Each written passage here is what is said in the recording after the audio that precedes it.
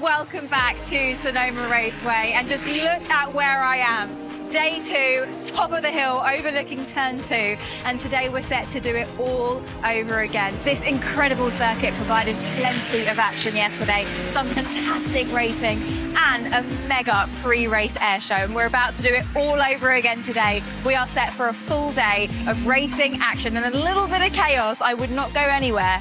Let's get day 2 underway.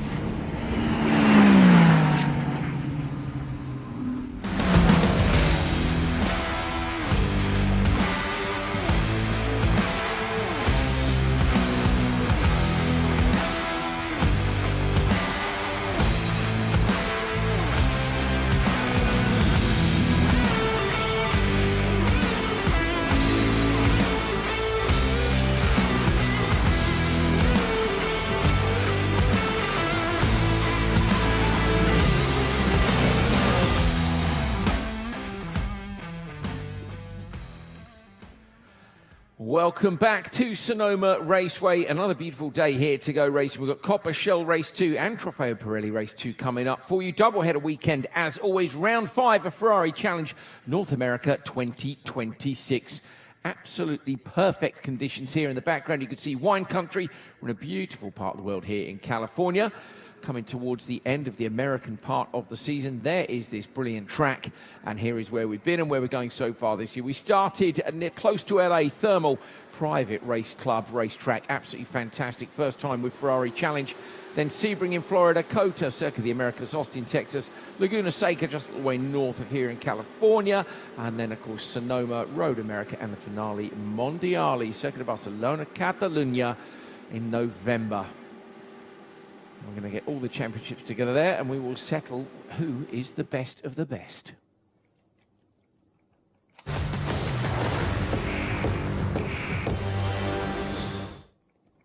My name's Andrew Coley, alongside me, Tony Villander. Tony, you've raced at this track. We saw some great action yesterday. It's another cracking venue for this series. Yeah, this is a very beautiful track with a nice flow, resurfaced around 2 years ago.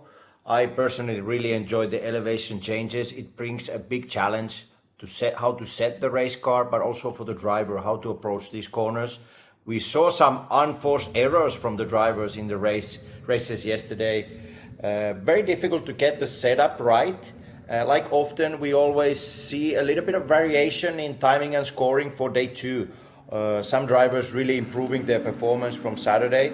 Blake Rosser, our pole sitter, one of those drivers who really set an impressive lap time. Yesterday's pole sitter, Kevin Orsini, starts 4th.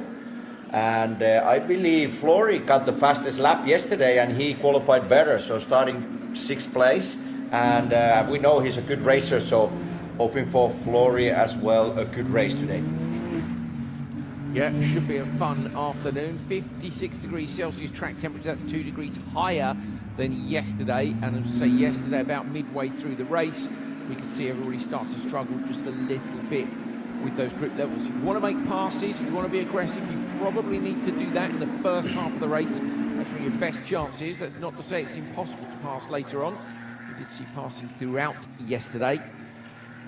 It's going to be fun, so stick around.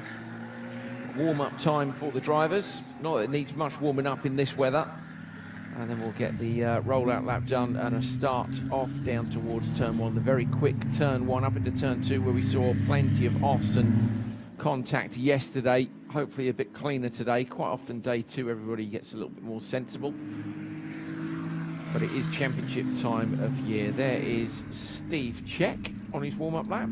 Everybody getting themselves ready to go. So if you didn't watch yesterday, or if you've never seen the fantastic track that is Sonoma Raceway, we took the time to get an onboard lap with one of our Trofeo Pirelli drivers, David Beaton. Have a look at this, and that will give you an idea of the challenge they're going to face this afternoon. Hey guys, this is David Beaton, driver of the number 18 Ferrari Challenge car for Scuderia Corsa, and today I'm going to take you on a lap at Sonoma Raceway. So here we are at Sonoma Raceway. We're going to turn 1. We want to downshift to 3rd and stay to the right to have a good exit. Then you want to track out, get a good entry to set up for turn 3. You want to get up on the left side of the curb, and you want to brake around this 2 marker, downshift to second, and track all the way out with a good exit speed. You want to stay really close to the right. Coming up to a blind corner, you want to brake in the middle and go towards the inside. So exit the carousel, want to track all the way out, get a good speed for a good overtake in turn 7. Here you want to brake at the 3 marker, downshift to third, get a good exit and track all the way out. Here in the S's, you want to hit the apex perfectly to maximize your speed in the exit. Here you want to brake a little bit and back on power right away towards the exit. Approaching turn 11, you want to brake at the pit entry and stay tight to the apex to get a good exit and track out.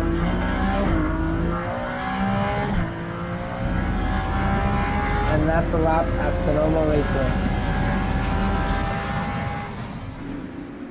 Great stuff from David Beaton there. You can hear him short shifting on the exit of the corner. You can see in front of me there, which is turn 11. That's just to try and limit the wheel spin. You can see a couple of people go around there yesterday, right in front of Casa Ferrari. Brilliant place to be watching if you're here at the track with us. Otherwise, if you're watching online, hope you've enjoyed this season. Remember, there's one more round to come later on this year. Road America, Wisconsin. Before the finale mondiale, those drivers who decide to go and fight it out with the best of the best, the top gun from Ferrari Challenge around the world. Mike Luley rolling in. So they head back now, quick tyre pressure check, get everything just so. Tighten the belts, pull those fingers on the gloves, all the little things that you do when you go racing driving. And then Tony, full send down to turn 1.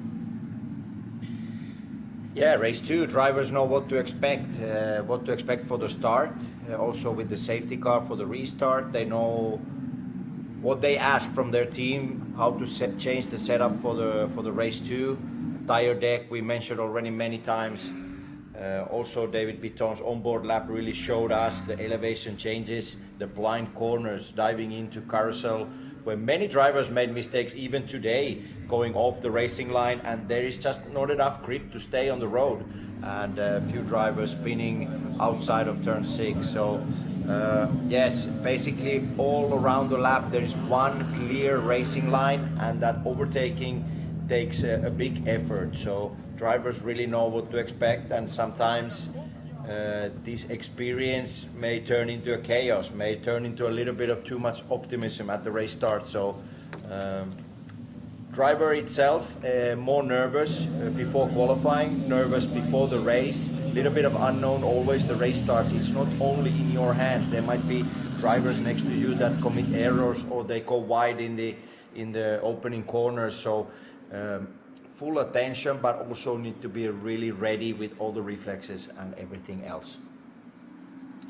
Kevin Orsini was certainly ready yesterday. He had the pole and he went on to take the win. He got such a good start that we weren't actually sure if it was legal, but it was. He took the win in Coppershell, but as Tony said, he starts from P4 this time. Blake Ross, I'm sure, has had a couple of poles this year already.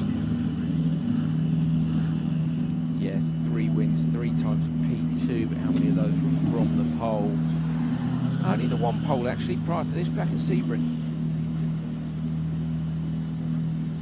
But he'll know what to do at least. And as Tony said, a whole day's worth of knowledge stacked up and ready to go for the day 2 encounter.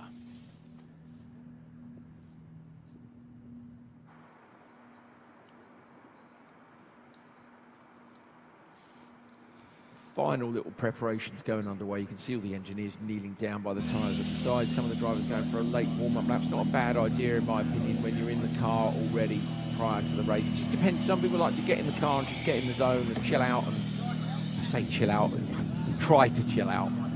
And some people prefer to get in last minute, particularly if the weather's hot. I think last minute is a good idea, but some people then feel flustered. It's a very personal routine. Yeah, it's true. I always preferred going inside the race car just a few minutes earlier than is required. Just calm down a bit, make sure that all the settings are the way they should be. It's always driver's responsibility. Mechanics jump in, they move the car in the paddock, bring it sometimes to the pre-grid. So always driver's responsibility. Where is the TC? What engine map you on? Brake balance. In the older cars, you played a lot with the brake balance itself. So you always need to double check that everything is in the right place. Longer distance races, drink bottle is set up properly, and so on. So I was always one of the drivers being almost first into the car, and even boiling hot, it's better to stay on my own and concentrate for the start. Well, there we go. Tony Villander giving you the inside info on what these drivers are up to down there on the grid. They are raring to go. So are we. Let's get down to the grid.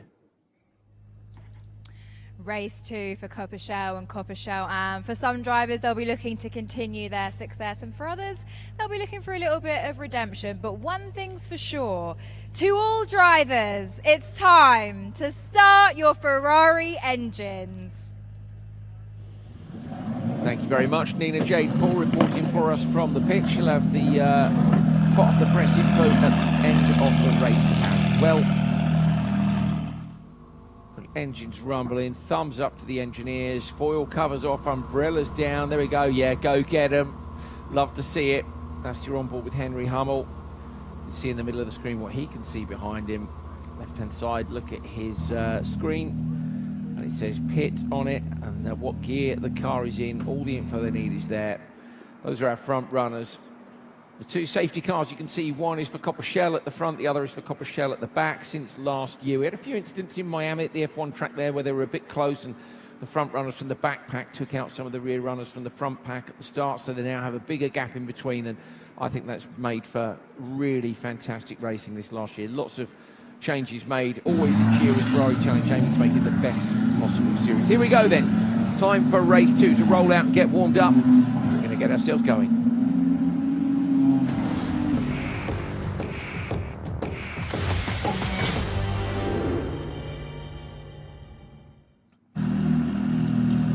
Ferrari Challenge North America 2026. This is Coppachel Race 2. The Coppachel AM drivers waiting to roll out as well. We've got an absolutely packed grid.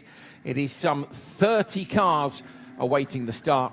Let's run through the running order. Blake Rosser on the pole at the front with Charlie Menard alongside. Menard was P3 yesterday. Then Chuck Whittle and Kevin Orsini, yesterday's winner. Scott Barry and Lewis Flory on row 3. Good start by Flory. Also by Barry, his first ever race weekend, doing a brilliant job.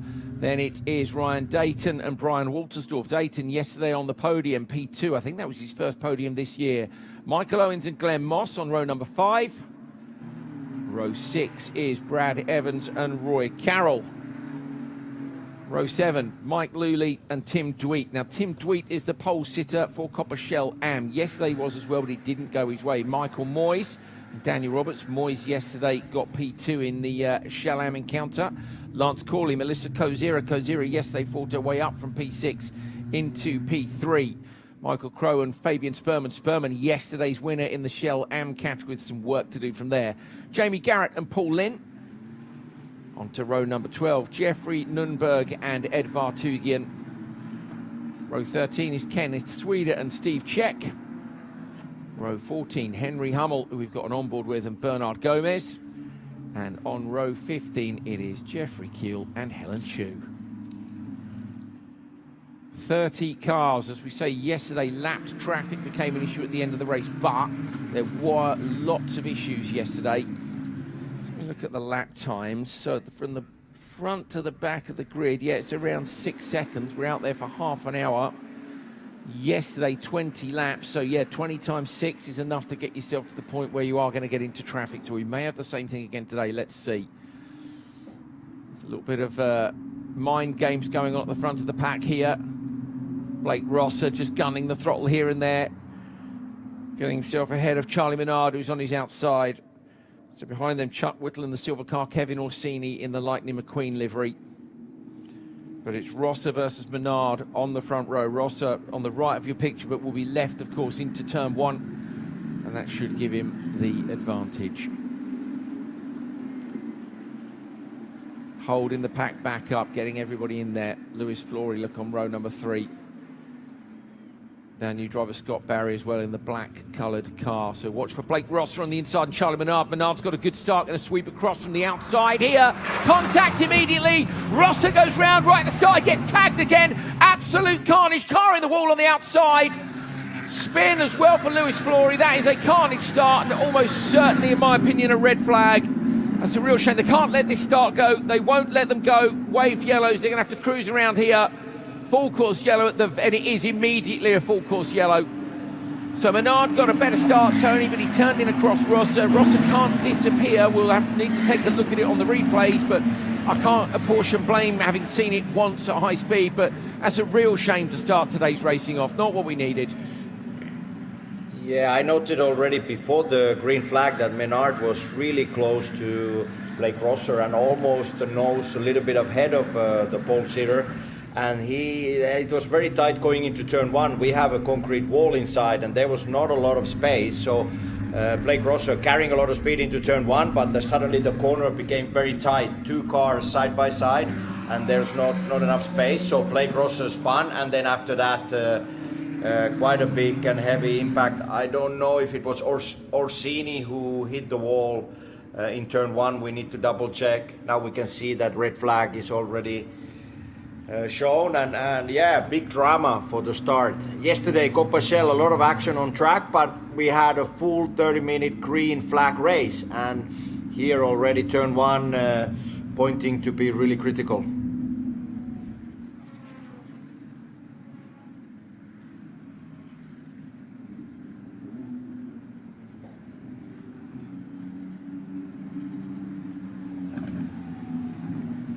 It's the right decision, I think, a red flag this time round. We've got 28 minutes 46 left to run. If we'd have continued under full course yellow, there's barrier repairs to do and multiple cars to recover. So good decision, race control, to get a red flag out.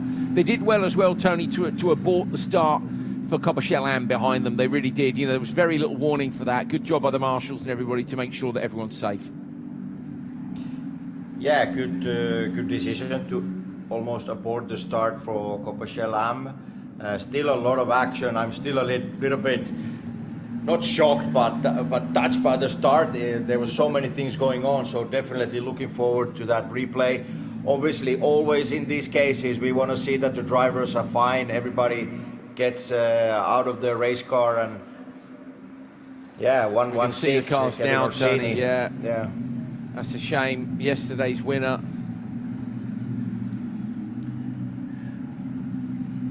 We'll have a look a second. Once we know the drivers are okay, we can run through some replays, I'm sure.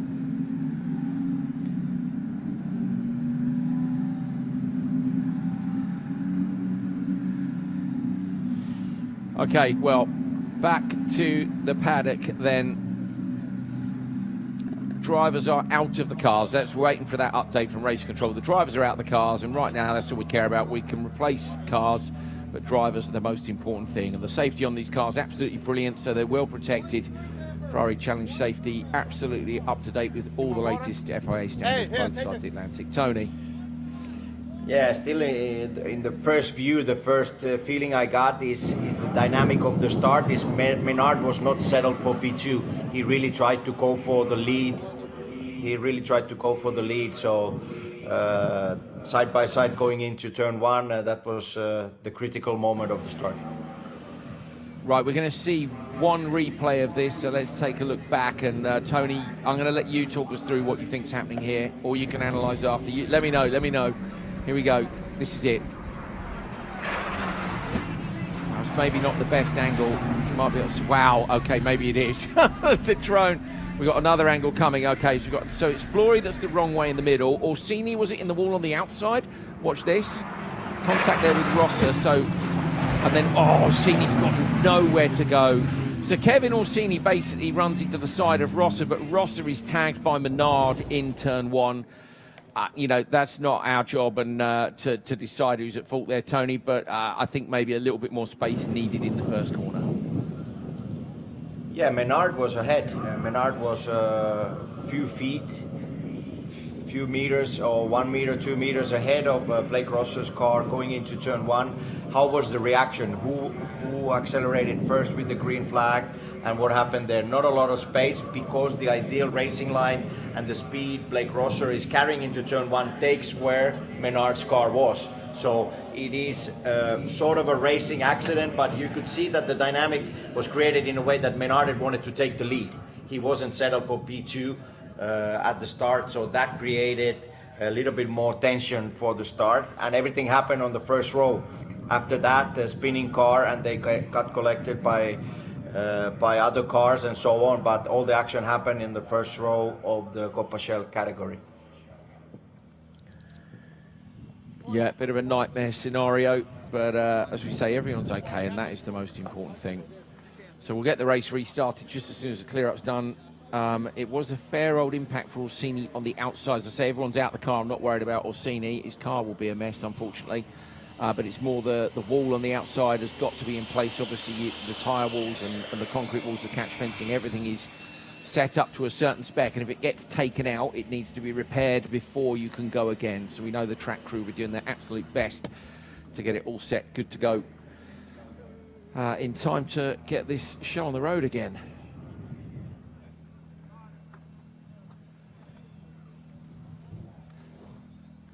Right, well, while we get this track cleared up, let's head and have a chat with a couple of drivers who are actually from our other category, the Trofeo Pirelli Am. They were in this last year, P1 and P2 last year in Coppa Shell, moving up to Trofeo Pirelli Am. We caught up with two great rivals. They can't stay away from each other.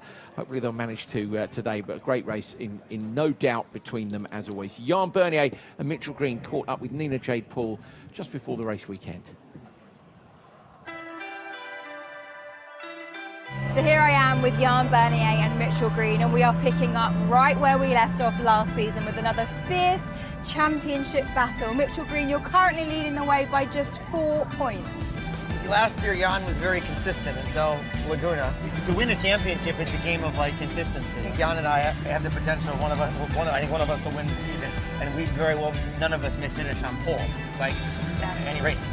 Yeah, exactly. If you look at our class this year, Mitchell and I are at the front right now, but it is super competitive, and every race is sort of its own little universe of don't make a big mistake, but you still have to put yourself out there to compete, because it's in Coppa Shell we had a little bit of a luxury. We're a little quicker than two or three of us, besides the two of us. TPM, it's very tight, half a second between first and eighth place sometimes.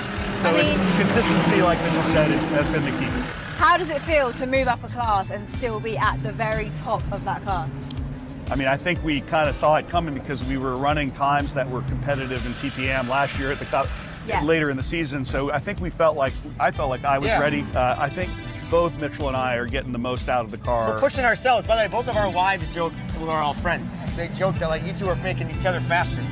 I think that's absolutely true. Actually, I credit Mitchell all the time.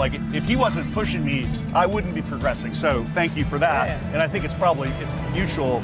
But to have a competitor that you're friends with and their families are friends is super fun. Yeah. So it is friendly at the end of the day, but it's highly competitive. We both want to win and have good races. All right, a question to you both then. I'll ask you first, Jan. Sure. What is it going to take to beat this guy? I have to perform as well as I can. Neither one of us can afford to get unlucky and have somebody else come in. We have to stay out of each other's way. We've been pretty much respectful, other than I screwed up in Laguna in race 1 last year. He can do that again this year if he wants. But he said he still loved me because he was able to finish and I broke my toe link, so I need to not do that. It's about not screwing up. For instance, in Laguna, in the second race, I had better tires than Jan in the second race. I probably could have had him. Yeah. But I knew the difference in points between 5th and 4th, and I had fastest race lap. Doesn't matter. In the first season of Challenge, I definitely didn't. I never got racing. And then towards the back of this season, it's about using your brain in the race car and thinking smart, because it takes a spin or getting knocked out of the race to be championship defining. You have to be measured with all the passing maneuvers. Because you can take yourself out super easily. Yeah, it's almost having that championship cap on, because the stakes are so much higher for you. It's a long season. Exactly. So speaking of a long season, is this all going to come down to Finale Mondiale in Barcelona? Probably. Most likely. I mean, look, there's a lot of racing between now and then, but I think it'll probably come down to Finale. If we both race clean, like it will come down to the finale, I'm sure. And the way the points work, really, it drives having to be at the finale and perform even there to win it. Consistency, keeping yourselves out of trouble, minimizing the mistakes. Well, you heard it here first, guys. It's likely to come down to the finale in Barcelona this year. The racing is going to be incredibly close, incredibly tight, and I would not go anywhere. Mitchell, Jan, thank you so much for talking with us, and have a great race weekend. Whoever wins, it's going to be fun. It's going to be very close. It's going to be awesome. It's going to be fun. But you got to have fun. That's the most important thing. Fun, guys, fun. It is fun. Thank you both. Have a great weekend. Thanks. Yeah, great stuff from those two pals, saying exactly what we said yesterday. You've got to have fun. You need to enjoy it. It's you can't get too stressed out about it. It's supposed to be enjoyable. The higher up you get, it can get tricky. Tony will know that as a professional driver, that that gets a bit different when you've got demands coming in. But these guys are enjoying themselves. Mitchell Green, 6 out of 9 podiums. Jan Bernier, 4 out of 9 podiums. They are P1 and P2 in the standings at the moment. And they were finished very close together again yesterday. So, as they said, it is almost certainly going to come down to the final round. But that consistency is so important. And, of course, Jan was talking there about last year at Laguna Seca when there had contact between them. And actually, that's really what gave Mitchell Green the advantage in the standings.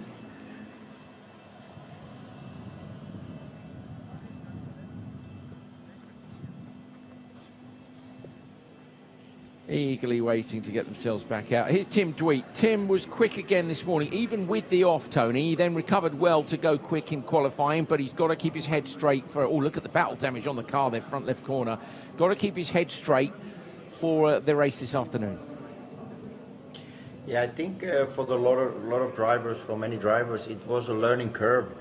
What happens when the grip gets lower and you're still trying to match the lap times that you were planning to do in the race, and you cannot be super lap time oriented here. You just need to play how much grip you have from your race tires and how the car feels under braking. So many drivers just trying to keep too intense rhythm in the race, and that caused them issues. So Tim had quite a few driver errors yesterday and started the qualifying with a big moment going into carousel, managed to rejoin the track and with a lot of dirt on the tires, but I think also in the underneath the race car on the splitter and even on the floor of the car, but then got back to the rhythm and very impressive lap time. So Tim, I think 90% today for him could be enough, not aiming for over 100% effort and keep things simple in the race. Charlie Menard hands his water bottle out through the little slider on the window on the side. Plastic windows for weight, if you're wondering, keeps the weight down. Chuck's ready. Chuck Whittle still got his cool crash helmet. I say the silver car's fine. I'm all right with it, Chuck. It's okay, but bring back the chrome one at some point. It was one of my favourites. This, as we said earlier on, is our new driver. First ever race meeting for Scott. Nice livery. Good job, Mr. Barry. 1, 2, 3. Staten, yeah, yesterday on the podium for the first time. 1, 2, 3 is the locker I use at the swimming pool when I go training, Tony, because I can always remember which one it was. And that's the absolute truth. Yeah, and then you add 4 and you get the pin code from my cell phone. So 1, 2, 3, 4. And all Tony's credit cards as well. Racing drivers, simple people. They like cars and go fast. Don't ask them to remember other things. You know, yeah. 1, 2, 3, 4. That's it. Fantastic. Oh dear. You can hear the blowers. So those blowers, they're leaf blowers. That's the sort of thing you buy for your garden to blow the leaves around in the autumn before you rake them up. And but the blowers obviously here are to just get some airflow into the car, just to try and keep the drivers cool. You often see them on things like brake ducts and air intakes and so on, particularly in Formula One as well. There'll be multiple of those around the car, cooling various bits down. Melissa Kozira with the brolly up over the top. Look at that. That's Crow's car. We said yesterday, brilliant livery. Michael Crow. looking very shiny at the front, then the nice matte black finish. Fabian Sperman, yesterday's winner. His family are here in Casa Ferrari this weekend. Jamie Garrett there, P2 earlier on this year at Sebring. Paul Lynn in the 195, nice livery on that car. And this is Jeffrey Nunberg, who sometimes goes wild with the passing and just starts picking people off left, right and centre. Let's hope he's having one of those days today, shall we? Okay, engines being fired back up. We're hearing 2 minutes. Race control have said 2 minutes, but also a single file restart. Tony, I think that's pretty wise because they're not going to want any more incidents. They'll run out of time on track. It is a packed programme always at Ferrari Challenge weekends, not just the Ferrari Challenge cars out of course. There's a bunch of different categories, Tony, that take part over the course of the weekend as well. Yeah, I would say single file start is a good call, but also sometimes there's no class split, so it creates issue for the Copa Shell AM leaders matching the speed and the pace of the drivers in Copa Shell. So not being in the same category and then still having to race hard, sometimes that's a big issue, especially at the restart. So hopefully we get a good clear restart and get this race going. We still have 28 minutes on the clock, so basically we got just a start and then it was red flag. So still a lot of racing to do. There is indeed. And as you said, yesterday we saw the incidents in the race mean that the front runners from the AM category got to the tail enders from the main category. I was going to say the pro category. It was Copper Shell, and Copper Shell AM is the correct designation. But as Tony said, with them starting in a line, so the top runners in Copper Shell AM are likely to move up a category next year. And as those top runners, they will probably end up usually being about mid-pack when they move up. But that means, of course, they're already likely quicker than some of the people towards the back. We see you down there in Casa Ferrari waving, throwing up the horns there in the background as well, Madam. I saw that. People are having a good time down there, waving back at you. It's actually, so Casa Ferrari is always stunning, but my favourite one of the year is here in Sonoma. The building is absolutely beautiful. The lookout over the track is incredible. There's fire pits, not that you need them in this weather. Brilliant selection of food. Gelato in the afternoon. It's a real problem for me and Tony Villander. We're not as lightweight as we used to be. Well, I'm not. I can't speak for Tony, but, you know, I have seen him at the gelato counter. You can see him there later today, probably. Yeah, and also great view into turn 11. You get a lot of action during the races and you can sense and feel the cars going around the track, and while you're still enjoying your time and view from Casa Ferrari. Yeah, it's a great place. So you see people late on the brakes, you see some passing there. You get everybody stacked up at the start. You're very close to the checker, but also you're right behind the cars when they blast out of turn 11, which is kind of second gear corner, and then up through the gears. The GT3 car's particularly noisy and impressive from the back there. You can see how deep the tyre wall is on the outside of 11, and that's because the approach to it is, I think it's 6th gear. Clock's running, full course yellow is showing. That's so the drivers don't go mad on their out lap. So they'll run round now. It'll be around 2 minutes for the out lap. So it should be about 26.5 minutes, I reckon, left of racing. So almost a full race distance for them. No real advantage in terms of tyre wear. Lewis Flory, he was involved in that incident, wasn't he? But I don't know if he got tagged or if he just went round avoiding everybody, but he's still in the pack there. And now, of course, the other thing is there are people missing in front of him. So I think Ross is missing, Menard's missing, Orsini, I think. We'll wait and see the front of the pack.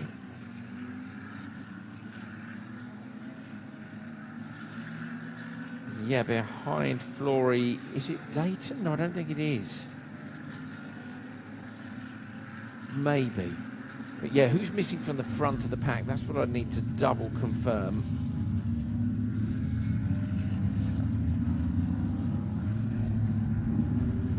It's the 191 there. That's Glenn Moss. So Glenn Moss is in behind Flory. So are there people missing, or are they not running in start order on this restart? Well, they'll have sorted that on the way out of the pits. Tony? Yeah, often in racing, when the red flag is thrown, you take the grid from the previous lap, but as it was the opening lap, so interesting to see how they reshape the starting grid and what kind of rules you follow there, but often you take the results or the standings from the previous lap. Yeah. So Flory is actually, look, is that Flory at the background? There's another car that's a very similar livery to Flory. It might not be. This is Tim Dweet, who's your pole sitter in Coppershell Am. Now these guys, of course, didn't get a first crack of the whip. Behind him, Michael Moyes with the mint green colour, and then Daniel Roberts in P3, which I think is the bright blue car. Not seen so much of Roberts so far this year.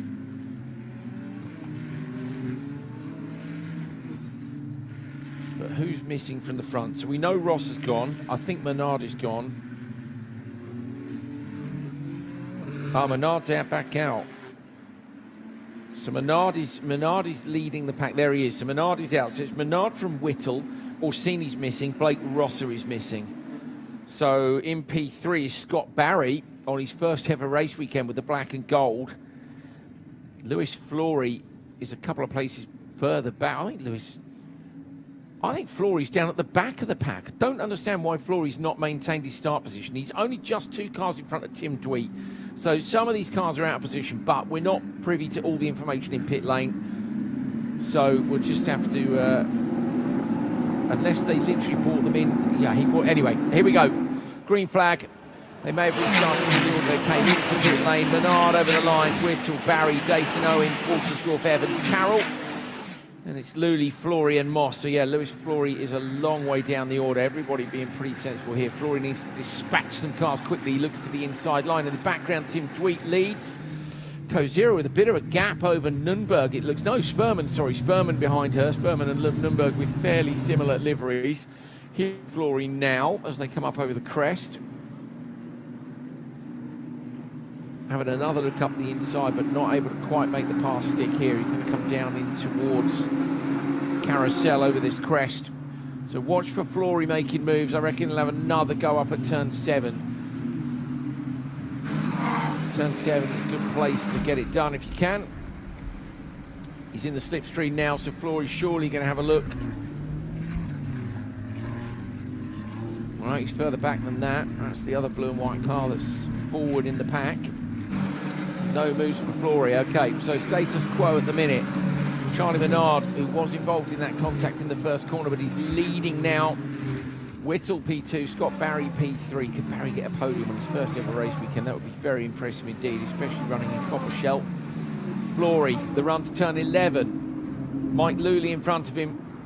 Flory's got to go for this. Lully knows though. Going to try and keep the door shut, and he squeezes, and Lewis Flory comes in hot, but he gets the car stop, runs a little bit deep in turn 11. He's going to be on the left-hand side here. Nice job here by Lewis Flory, getting up the inside of Mike Lully. That's good, Tony. Nice block pass. Yeah, Lewis was looking for that overtaking opportunity for one complete lap. He was all over the place, trying left and right. And very late move into turn 11. It looked almost that he's going to overshoot the corner. He just closed the steering and there was enough grip to do the corner. So great stuff from Luis. This is Waltersdorf and Owens. So Waltersdorf in the blue and white trying to find a way past Michael Owens, the Canadian driver. They were at this for the whole of the first lap as well. Behind them is Evans, Brad Evans. And then Roy Carroll, Lewis Flory will be trying to tee up Carroll, but he's got to close the gap to him first of all. Was a second at the start of the lap, it's not a second now. So 2 battles going on here. Flory was having a look in the background, but I don't think he's got it done. No, he hasn't, he's still in there, so he's still behind Carroll. Waltersdorf still behind Owens.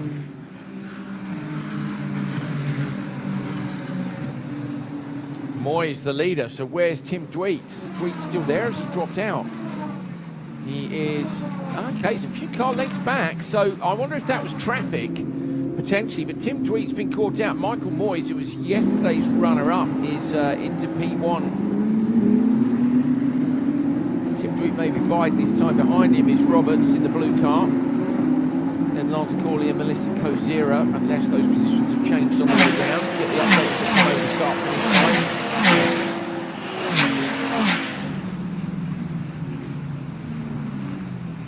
Yeah, the order's still the same.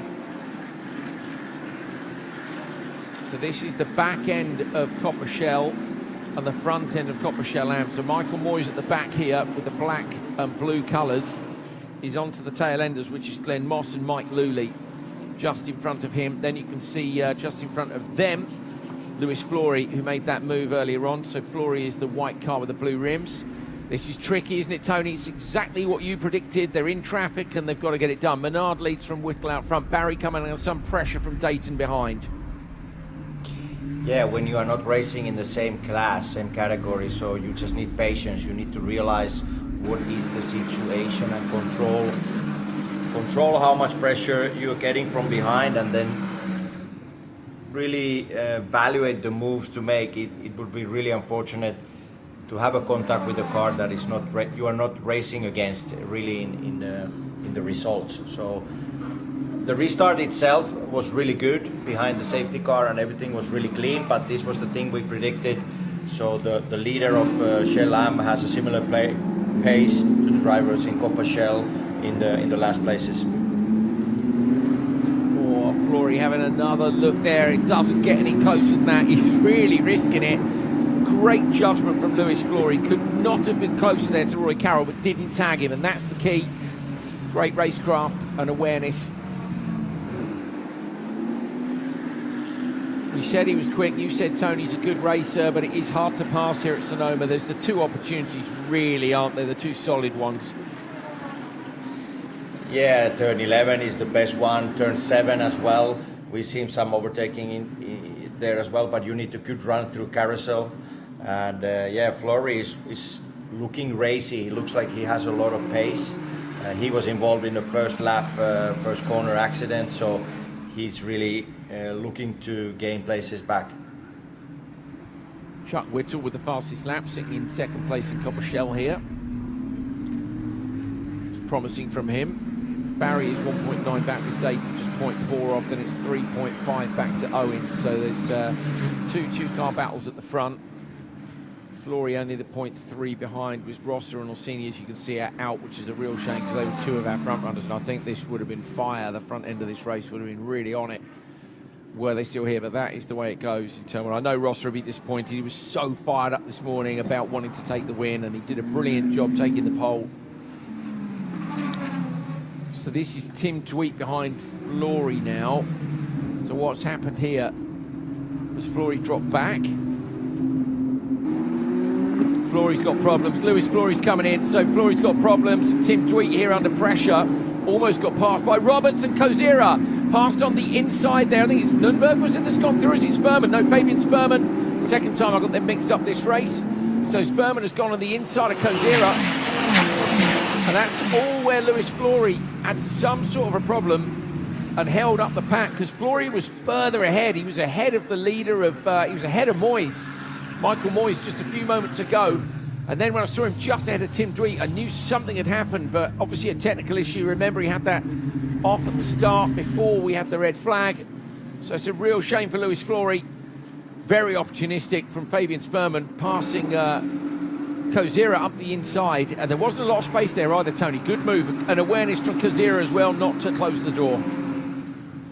Yeah, I think Flory going slow on his lap when he entered the pits, it created a little bit of confusion. Drivers really didn't know what to expect, so some drivers were coming full throttle and some drivers were managing their speed, so that opened an opportunity for Fabian Sperman, who won the race yesterday, and he looks again very strong today. Melissa yesterday and today, I feel like she's playing the championship game. She's there all the time. She even had the pace yesterday to close on the leaders, but then somehow settling for P3 yesterday. And also today, she's just behind Fabian Sperman, who is the closest rival in the championship. So she's playing it very wisely now. Yeah, she can at least keep an eye on him. Behind her is Jamie Garrett, who, as we said quite a few times this year, and rightly so, we're going to bang the drum for them. first ever P1, P2 for female drivers in, we think, in any Ferrari Challenge Series, but certainly in the American one, North America. Through turn 1, we are coming up for half race distance, but only about 10 minutes of that has been raced after the incident in the first corner at the initial start. Moyes with the lead and the fastest lap, Tim Dweet and Roberts behind. 4.2 seconds up to Moyes, so Moyes has done well and has managed to scythe through the traffic. There it is, fastest lap 135.1. Charlie Menard, you're looking at, who is the leader overall of Coppershell. Chuck Whittle in P2, and his lead is 1.9 over Whittle, and then Scott Barry is now in P3, but Barry, yeah, he's still got behind him Dayton.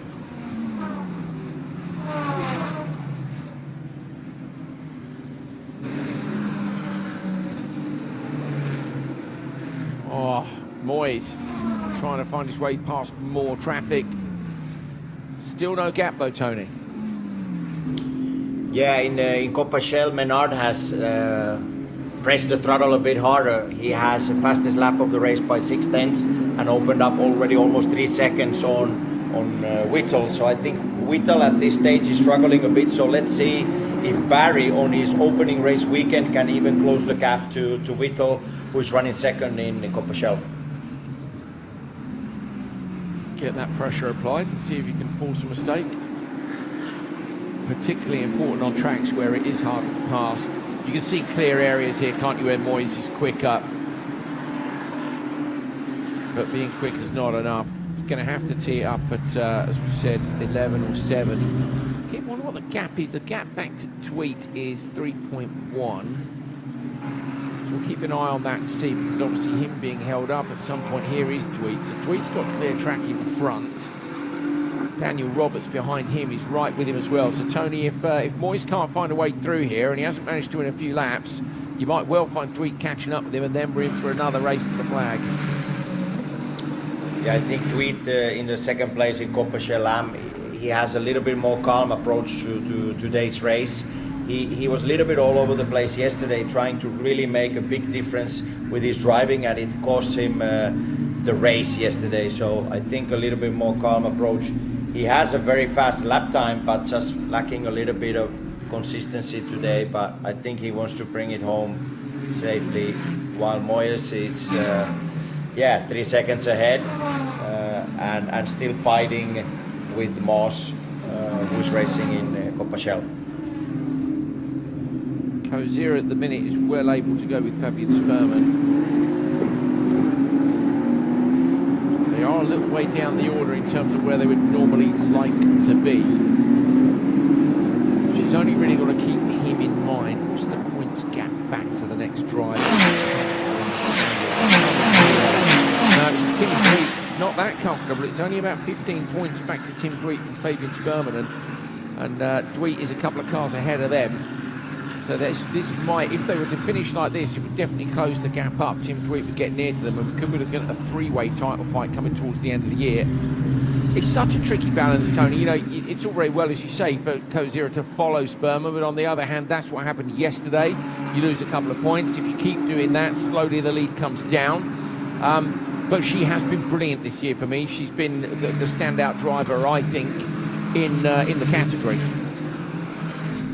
Yes, she's been very decisive and very aggressive, also with the moves at the race starts, restarts after safety car, and she has really created her own opportunities and been able to win races.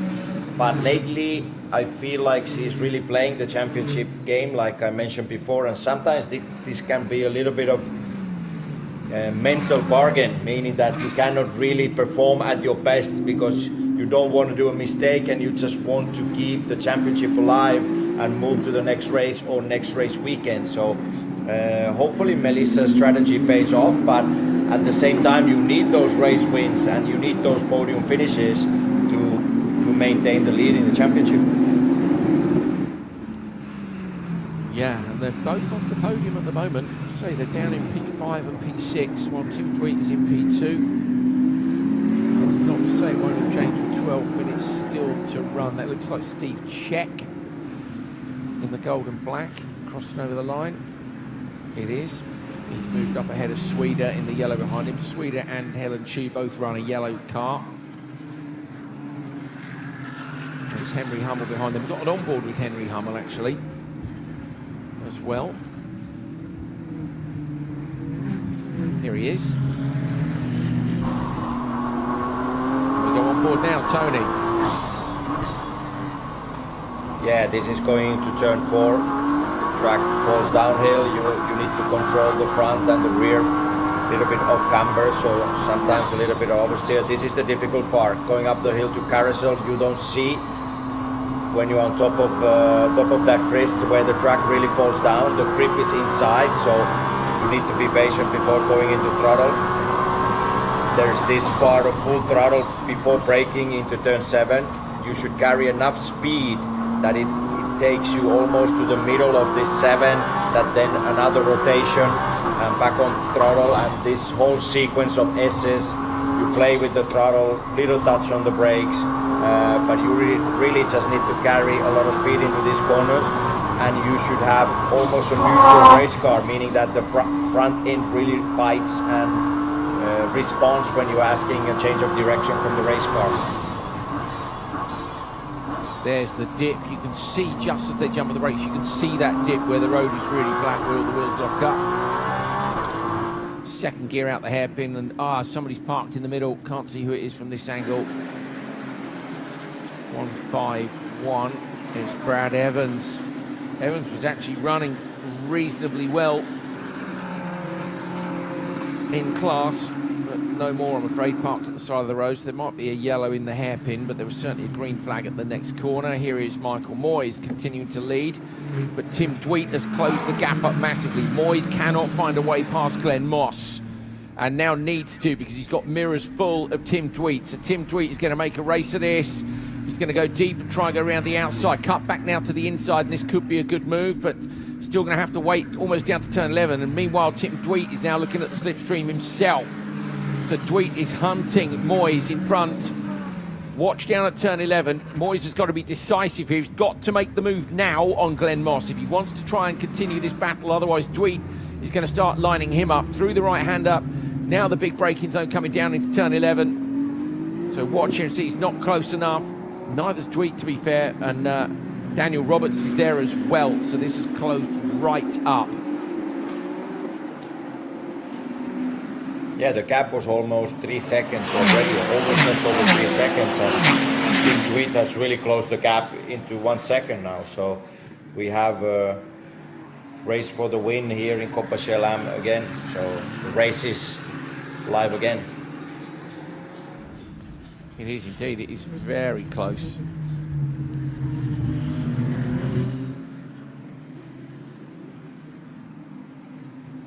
Michael Moyes. Let me just look at Moyes up. I think yesterday he was saying that I wasn't sure if he had podiums this year or not. Somebody's off. Are they fully off, or is it a wheel on the dust? So Corley with a wheel on the grass, move up the inside there into carousel, but doesn't quite come off.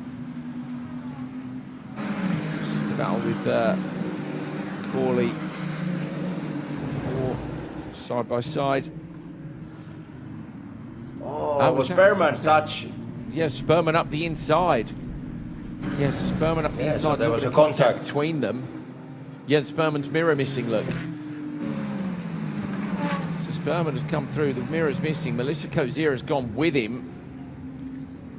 So Kozira keeping her eye on the prize, and Sperman is that prize, and obviously it will depend whether or not there's any kind of inquiries into what's happened during the racing. Kozira showing herself in the mirrors just to see if she can get through.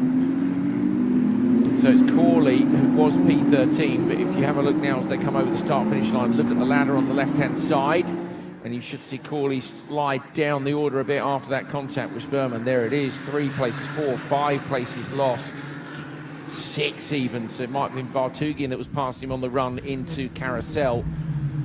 So it's a bit of a shame there for Lance Corley. Drops back 6 spots, Tony, from one little pass. And here's the other Yeah, issue they've got. So Moss is trying to, sorry Tony, Moss is trying to pass Lully and can't get past Lully. And then behind him, Moyes can't get past him, and seemingly Dweek can't get through either. So we've got just a bit of a roadblock here. If one of these pieces falls into or out of place, it'll really set off a chain reaction. Yeah, we had a similar situation yesterday where Sperman was fighting with the Coppershell drivers, and now Moyes has done it the whole race. Team Tweed already fell back 3 seconds and has regained and closed this gap dramatically. So this is a big battle here. 7 minutes to go, and everything can happen here. So being Moyes is not easy because you need to maintain and you need to keep calm because you are leading your category, but at the same time you cannot do the laps, you cannot do the pace that you would like to do because you have other cars ahead of you. So you're looking here at Scott Barry, who's sitting in P3 in Coppershell on his debut race weekend. A really impressive performance, but behind him Dayton and Owens are still there and looming large. And as we said, you know, this is the point at which the tyres are well past their best in terms of their ultimate grip level, and mistakes start to creep in. But Barry's so new that we haven't managed to get his photo for the graphics yet. That's always a good indicator that we've got a new driver. They're all going to have photo shoots in their race suits, so we can do them justice when they're out there having brilliant races like this. I'm looking back at the gap. So, okay, here's another one for, and up the inside, Tim Dweet, up the inside, makes the pass and gets it done. Dweet has managed to pass Moyes for the lead, and Moyes is now under pressure from Roberts behind as well. Roberts didn't catch him, but up the inside, and that was in the braking zone to turn 4, so not the usual place to pass, but really well done by Tim Dweet, caught him napping. Yeah, very, very nice move from Team Tweed. He prepared it from 3A, so he had a good exit from T3, and then was able to just dive in, and he was side by side, so very nice move from Team Tweed and to take the lead in Coppershell.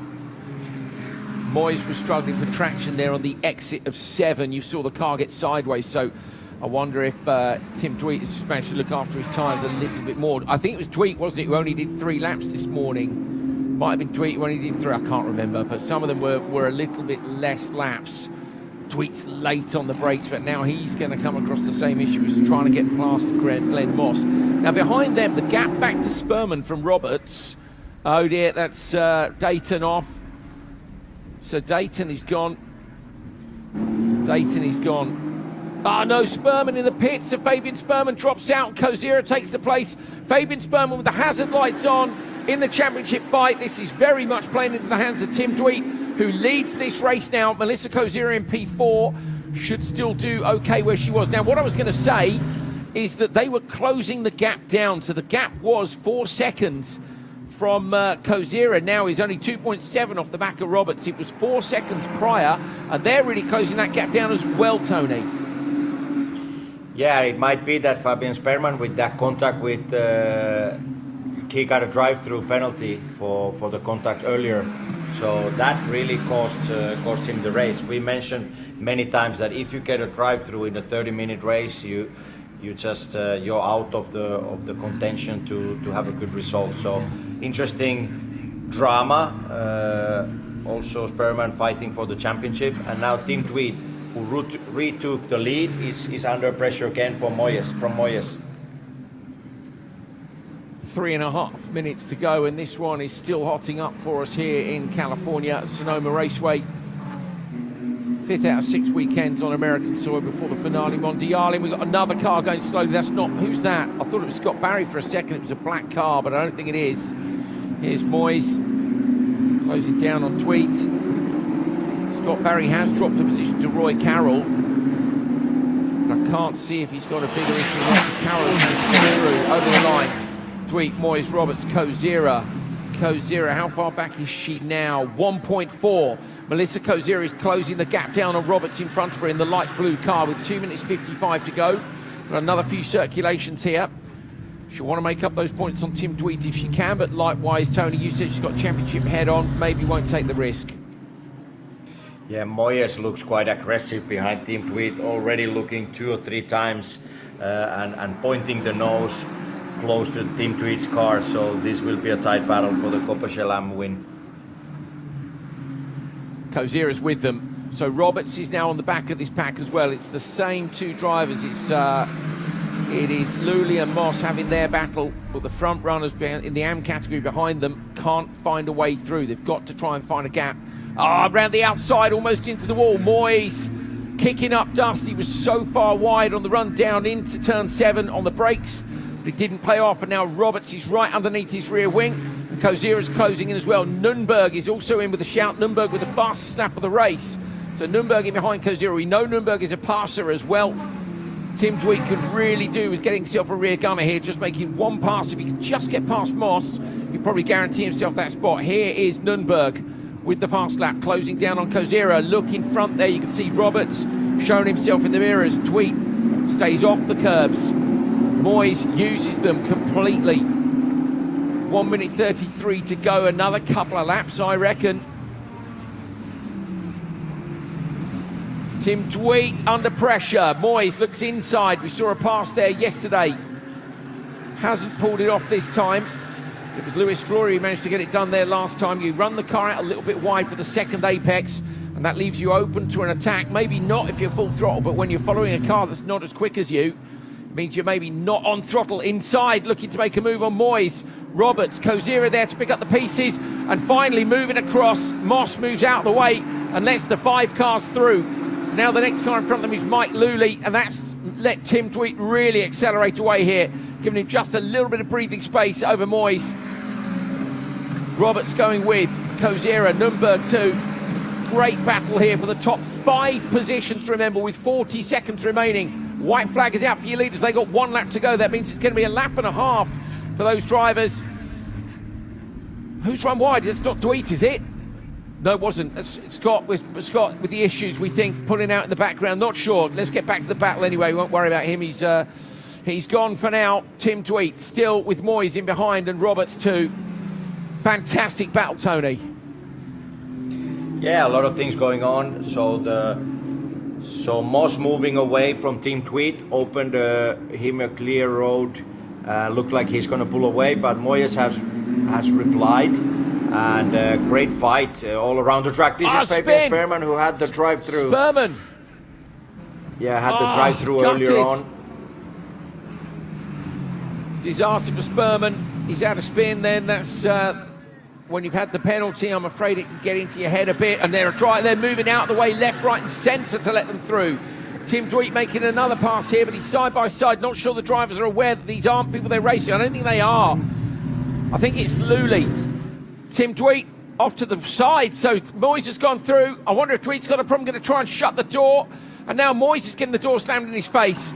Again, I think it's Lully that's in front of them. But it was Moyes who made the pass for the lead, so he gets Tim Tweed back. Go for it, Tony. What you got? It almost looked like having written final lap on the timing and scoring. Some of the drivers backed off after turn 1. And same thing with Tim Tweed. Looking. Menard takes the win in the shell category. Tim Tweed up the inside, makes the pass on Moyes. Moyes goes across sideways for Tweed in the background.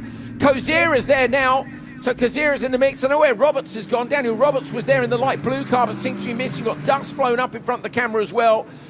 Loads going on this final lap. Moyes is the leader at the moment. Tim Tweed in P2. Somewhere there we've lost Roberts on this lap. He was sitting in P3 in the light blue car and he's gone. Whittle took P2, Owens P3. Mike Lully coming down to the final corner here. And if Tony's right, and I think he might be, I think people backing off when they weren't supposed to. Be careful, people. This is the final lap now. Crew are running across, waving at the drivers as they come around. It's been a brilliant fight, but it is Moyes takes from Tweed and Kozira. 0.6 of a second between them. Wow. Did you see Moyes kissing the wall coming out of 12? He touched the wall on the right-hand side. Wow, I think the confusion started the final lap written on the timing and scoring, and it was still many drivers to take the white flag. So some drivers just backed off, pulled on the side of the track. Tim Tweed gave almost his race lead to Moyes and then tried to retake it back. So a lot of things going on the last 2 laps. You're telling me. That was a lot. That was a lot. So Charlie Menard takes it 6.3 seconds up the road. Great drive.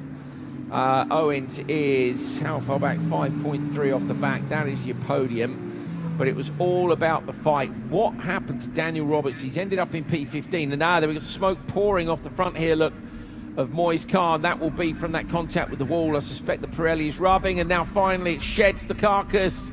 Slow yourself down. Don't do any more damage to the car. You can cruise back on that. But finally, the Pirelli has let go. Here it is. Oh, it was more than a kiss, wasn't it? If that wasn't the last lap, Tony, that would have been game over. Yeah, drivers got really excited, and the run down to the checkered flag, nobody wanted to back off, and Moyes was off the racing line, and he didn't back off at all, and he did a NASCAR style arrival to the checkered flag, just brushing the wall and taking the checkered flag. Yeah, the illegal NASCAR finish. Yeah, I don't think he gained anything from it, did he? So Menard with Owens pulling in. The only issue we're going to have here is Mr. Moyes, who's the winner of Copper-Chalam, unless Nina J fancies a run down to turn 7. I don't think he's going to make it back for his winner's interview, I'm afraid.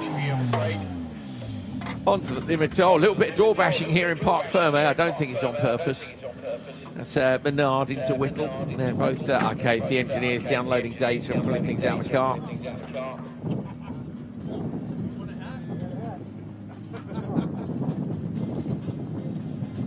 Charlie Menard climbs out the car. Ah, great stuff.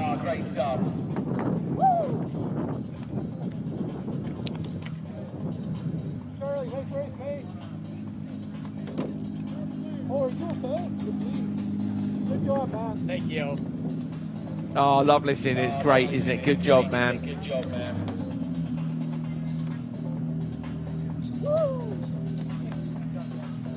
Takes out his communication system. The hands device comes off.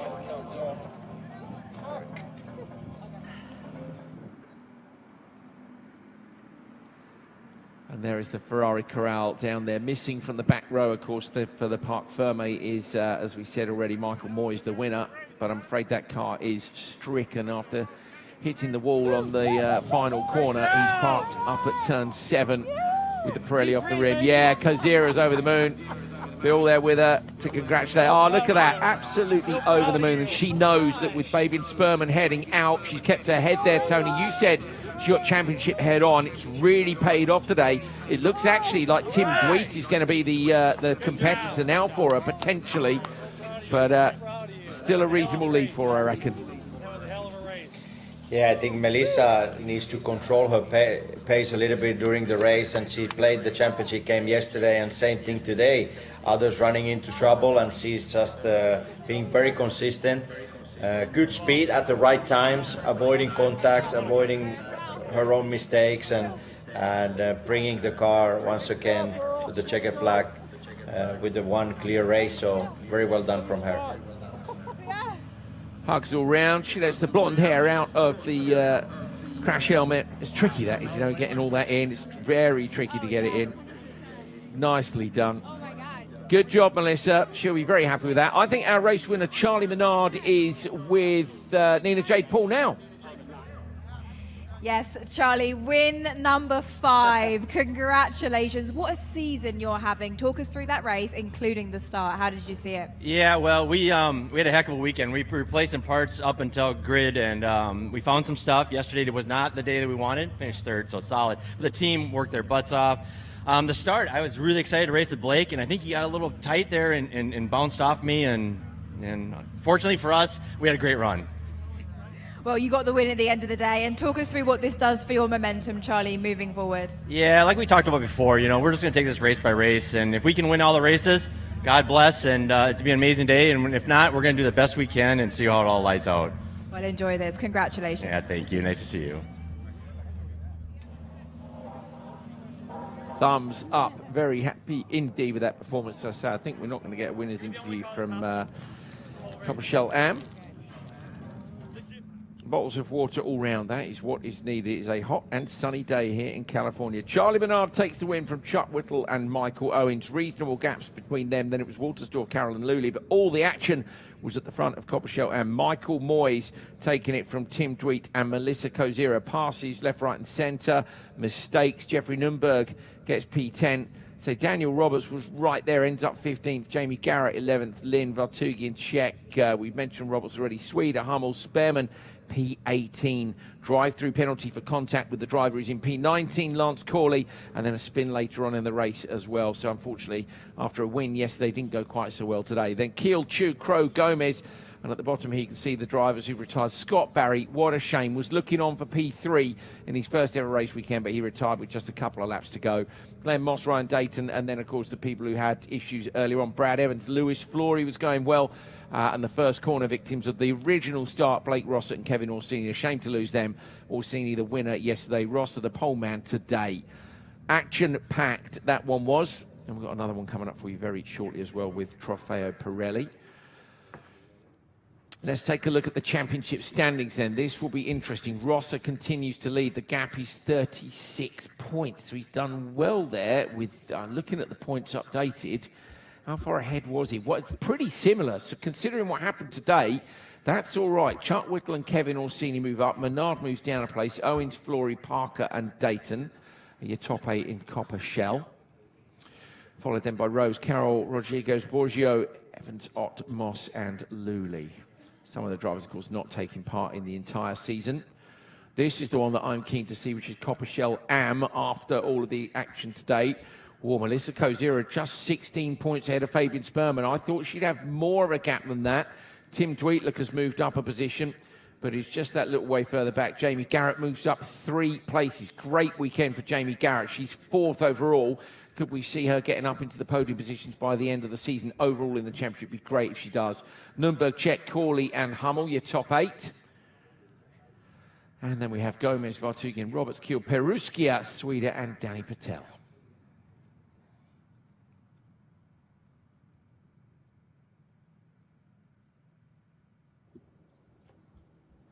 So there we are then, Coppershell done here for the double header at Sonoma for weekend number 5, but we've still got a race to come for Trofeo Pirelli. There is Melissa Kozira's car, the laptop on top as they get the data. Crash helmets and everything there. Running through results. Nina J's gone and found Melissa Kozira because we said our winner Michael Moyes is up the other end of the track. Let's have a catch up with Melissa, shall we? A very happy Melissa Kozira. Melissa, I feel like you've had your championship cap on all weekend, not taking too many risks, and you are well and truly still leading this race by 16 points. Yay! Talk us through your weekend and how it's gone for you so far. You know, the weekend was tough. It was, everybody found time. It was very competitive, and I came in and they're like, hey, you're P6 today. I was P7 yesterday. I'm like, I was driving my butt off. What do you mean? So I'm happy where I'm at, and I'm glad we still have a cushion in the championship, so kept the car clean. Well, what have you done between yesterday and today that's sort of seen a jump in your pace and your performance? Pray. That works. Yeah. Seriously, I'm in the car, I'm like, you can do this, and then please, dear God, a little extra boost. Absolutely. Well, congratulations on this. Enjoy this. Enjoy your championship lead, and I guess we'll see you in Road America. Absolutely. Looking forward to it. Good stuff. Thanks, Melissa. Thank you. Yeah, I think she might be happy. I'm not sure. It's the old body language thing again. It's a tough read, but I think she might be happy. A light breeze down in Casa Flora. We are desperately trying to get Michael Moyes back to the holding area so we can have a chat with him. As we say, he retired, well, not retired, he finished the race, but the tyre came off the rim at the very far end after contact with the wall. The timing screen has just changed over to Trofeo Pirelli, which tells me that we're nearly ready for that.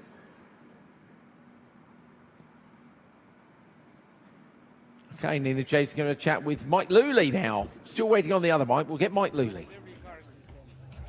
Mike Luley, you finished 6th overall and 1st in the gentleman's class. Talk us through your race. It was a fantastic race. It's really a hard run. Everybody gave me competition. You gain here, you lose there. But it was great. The end justifies the means. Absolutely. And you've been racing for a very long time. How long, Michael? I started in 95 with a 348, and I've done every car since then. So would you consider this a successful weekend in Sonoma? Yes, certainly it was. Whenever I do well and get a trophy, it's great. Well, congratulations. So thanks for talking with us. Thank you very much. Thank you. Fantastic to hear from one of our legendary statesmen of the series to have done all the various different challenge cars.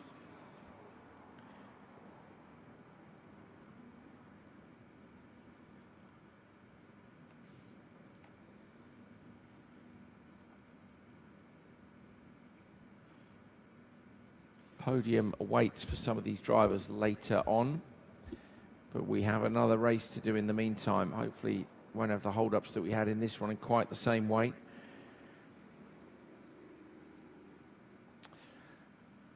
Right, stay with us. We will be back with Trofeo Pirelli very shortly indeed. Don't go anywhere with the delays we've had there. There really will be a very short break between these two races. So stay with us. Trofeo Pirelli coming up from Sonoma.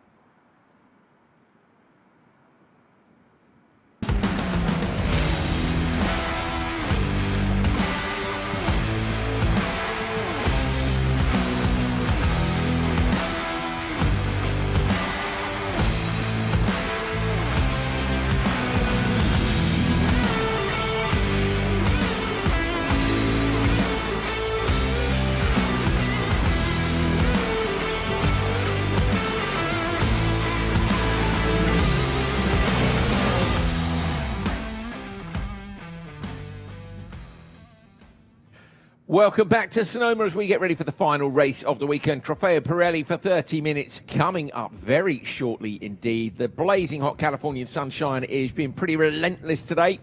Drivers are ready to go. You can see the pit crews are down there doing the final prep. And we're excited about it. It's Johnny Kaminsky. Can he do the double this weekend? We will find out. Let's head down to the third member of our crew, Nina Jade Paul. Well, it's the last dance here in Sonoma. So for the final time this weekend, drivers, start your Ferrari engines. Here we go then. Grinzovich, where was Grinzovich yesterday? Need to drag my results up again. It's Copper Shell, flick through the many pages again. I think he was on the podium. P3, yes he was. Falvra was second yesterday and has qualified second, but for me was closer on pace this morning than he was yesterday. Porter, number 22. Retired yesterday, if you remember, after contact with Martin Burrows, so Porter starts fourth on the Pirelli Am grid. Matthes is on the pole for that, with Mitchell Green alongside him. Green, the championship leader. And the marshal lets them go, so no messing about. We're getting this show straight on the road. They're holding them for the second safety car, and then we'll be good to go with the final race of the weekend here from Sonoma.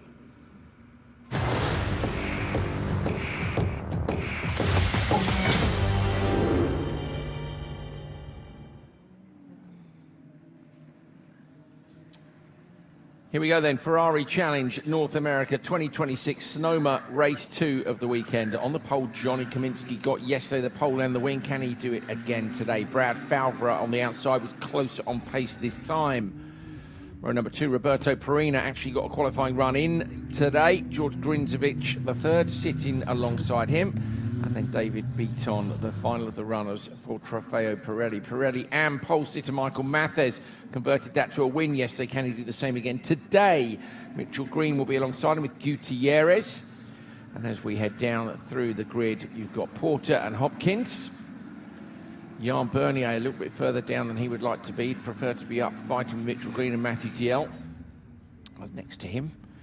And then we have Sun Ho Lee, Hayden Gibson, and Martin Burrows, who was going to be starting from the pits, which was a penalty for the contact yesterday. But yesterday, when Bernier was supposed to start from the pits, he started from the back of the pack. Although I have to say, I can't see Burrows on the back of this train of cars. So, thoughts, Tony, ahead of this one? Yeah, in Pirelli, the expectation is Johnny Kaminsky has more pace than the others. Yesterday, just no one had any tools for him. He did few times several second gap only in few laps. Roberto Perina has a better starting position today. He had a trouble-free qualifying. Let's see what he can do. Same thing with David Beaton.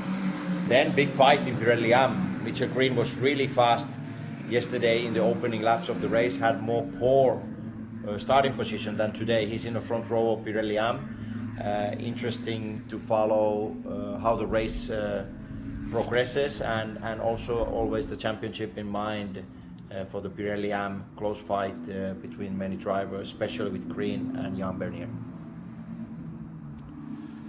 Indeed, down towards the start then for Trofeo Pirelli. I'm sure they'll be on their feet in Casa Ferrari. Johnny Kaminsky just wants a nice, safe start here. 55 Celsius track temperature is just as hot as we were. 25 doesn't make it sound too bad, but the track temperature is very high. Kaminsky will control this, I'm sure. Perina and Grinzovich look very close together. Beaton having to jump almost on the brakes to avoid the back of Perina. Beaton is right there, but he's really keen that David Beaton at the back will try and get the jump on Grinzovich. Outside on row 2, Kaminsky goes. Good reaction by Kaminsky. Falvra not quite there with him. Perina's going to get it alongside Falvra. Long left-hander now. Falvra will have the inside line for the braking zone, but I think he's going to lose out. He does. So Falvra drops back. Beaton into P5. In front of him, George Grinzovich. And then here's the start for the second part of the pack. So it is Matthes with the blue and silver. Mitchell Green really needs to shut the door if he can. He does hold on to that position in the background. They're 3 wide. Porter and Bernier. I thought there was going to be contact there. Bernier backed out of it and has dropped down a position. But it is Mathes leading from Mitchell Green, and then Kevin Gutierrez with the yellow car just behind. So, yeah, it's Jan Bernier here who really needs to make some moves if he wants to catch up to Mitchell Green. Clean starts, Tony. That's more like it.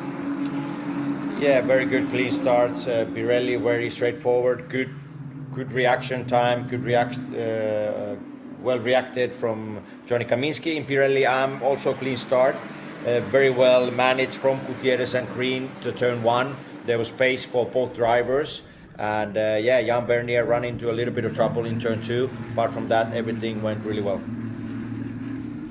Gutierrez having a little look at Mitchell Green, but I don't think he was serious about it. Running line astern here. Diel is right behind Bernier. First moves you should see, if anyone's feeling like they're really roasting to get it done, it'll be down at turn 11. That is Burrows, who started from the pits. Is Burrows a long way back, or is it just, well, maybe it's just the result of the pit start with the pace everybody else had if they've made him wait. So he'll be hoping to pick up the pieces if anyone has issues. But at the minute, it's all rather sensible, which will be disappointing for Burrows because he could do with a bit of a catch-up. Kaminsky leads. P2, Roberto Perina. Perina never got up onto speed yesterday, ended the race P4, couldn't get past George Grinzovich. The better qualifying today, so important to be further up the grid here, Tony. It is hard to pass, especially when the other drivers are less likely to make mistakes at this level. Yeah, but now it's nice to see the pace of Perina. He has a clear track ahead of him, and also the 2 main drivers in the Pirelli Championship can really show their performance. So can Johnny pull away like he did yesterday, or does Roberto have any answers for his speed? How is the tire life? How much Johnny is taking from his tires, and what can Perina do? Yeah, Perina took a win last time out, I think it was, wasn't he? Returned to the top step of the podium for the first time in quite a while. Mitchell Green looking quite seriously at Mathes here at the exit. Green is feeling racy, and Gutierrez is going with him. Michael Porter on the back of the train as well with Hopkins, and Bernier I'm sure will be there as well. Yes, he is. So Green just seemed to get a better run into turn 7. But he's further back now at turn 11, and you've got to be close to that. There's that compression. Look, it's just before the pit entry. Now everybody using all the paint on the inside line.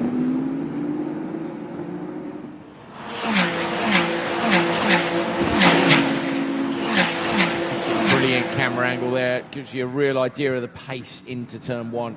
Bernier slots out towards the outside, but there isn't enough room to get alongside Hopkins. Even harder to pass, Tony, when the relative pace is so similar between the drivers. Yeah, Jan seems to be a little bit desperate. No real places where to overtake. Everybody's covering the inside line. He has showed the nose of the car 2 times going into turn 2 with Hopkins, but no real attempt to gain any places. And then you see just quickly disappearing green colors, and you see Mitchell Green in a 2nd place. So frustrating for Jan, but I think he just needs to keep it cool and keep this race progressing, and he will get opportunities later on. Be patient. We are only 5 minutes into a 30-minute race. Bit of dirt pulled out on the apex in the first part of turn 7. The double apex hairpin at the end of the straight again. There's quite a lot of significant cutting going on during the shell race earlier. That made that very dirty. Diel is going with Bernier, and so is Lee. I wonder how far Burrows is off the back. Burrows is showing to me as not running. Burrows is showing us in the pits. So Martin Burrows, we saw him out track. That looks like his car in the background. Black 296 Challenge.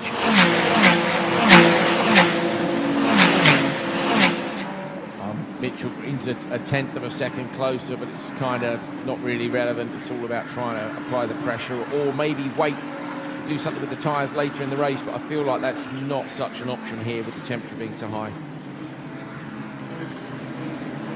Yeah, unfortunate weekend for Burrows, who had the fastest lap times of Pirelli Am in practice and showed a good pace in qualifying yesterday, just few laps, and he was up there starting third place, and then it went all wrong in the opening lap of the race yesterday, and then carried the penalties for today, and really unfortunate. The way the images got into him and some stones flying from the car, it almost looked like he went off on the first race lap. Not sure about that.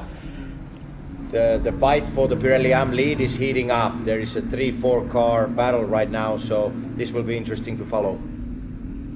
Oh, Gutierrez goes off a bit. Why? Yeah, dropping the wheel on the dirt. That's going to open the door for Porter behind to be a bit closer. Really, through the S's, there is only the one line which is efficient for lap time. That's the one they're on. This is the place to go if Porter fancies a crack, but he's not close enough. You've got to be so underneath the rear wing even to dare to make the move there. Yeah, nice rotation from Porter. Gutierrez diving deep into turn 11, a little bit too much speed, and Porter had a very good rotation, good minimum speed through turn 11, and putting pressure now on the driver in third place, Gutierrez. One little mistake makes the difference, and that's allowed Mitchell Green to not now be watching his mirrors. Green, I suppose, can keep his eye on where Bernier is.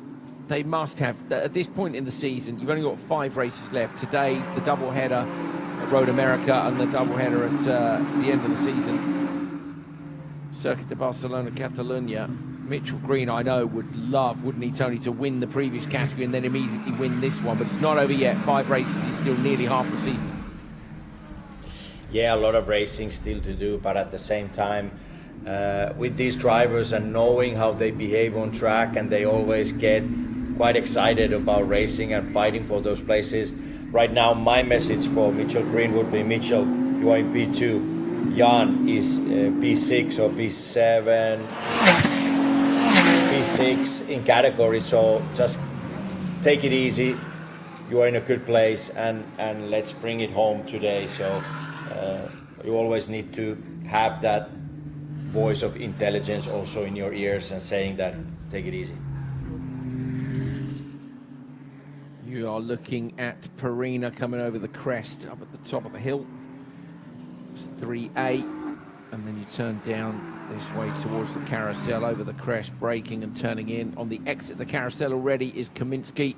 The gap's up to 4.7 now, and he's set the fastest lap as well, so he's looking for a clean sweep this weekend.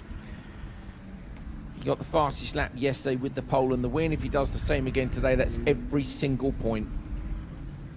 Yeah, sometimes we mentioned that Johnny strong pace in qualifying, but the tire life is not there, and they probably should have done something different setup-wise, but this weekend they really nailed it. Yesterday, at least twice, he did a 4 or 5 second lead, which looked really easy, and others cannot match. A single lap pace, but also the long distance. So what they've done with the car together with Johnny's driving is they really nailed it. Difficult track to get the setup right, difficult for the driver, but also especially for tire life, what to do with the car, and they've done a perfect job during the weekend. Yeah, well said. Got the balance right. You say you had to do it twice yesterday because we had a full course yellow. Had that restart earlier on with Coppershell, but that was a single file restart, as we see Gutierrez again flirting with the dirt, not quite getting there this time. The rear shot looked like he was using all the curb and the exit of turn 10. Starting to stretch out now. We say stretch out, we're only talking 7 tenths a second in between them, Tony, but it's becoming a little bit more, not processional, that's not fair, but I think people are being very sensible. Yeah, we are 1/3 of the race is done, and now we are closing the half distance. So after that, we saw some mistakes yesterday in both categories, in Coppershell and in Pirelli in general. So right now it looks really settled, but you drop a wheel once and then things start to happen. So drivers need to be careful. The braking points are becoming a bit more difficult. Car is moving under braking with the bumps and everything over the crest here, diving into carousel. You need to be careful. Suddenly you lose the lateral grip a little bit, and then you end up spinning into into the gravel. So critical moments of the race closing. Porter is close to Gutierrez, and you can see here Matthew DL is under pressure from Lee and Gibson behind. No way through just yet. Bernier's dropped off the back of Hopkins, if anything.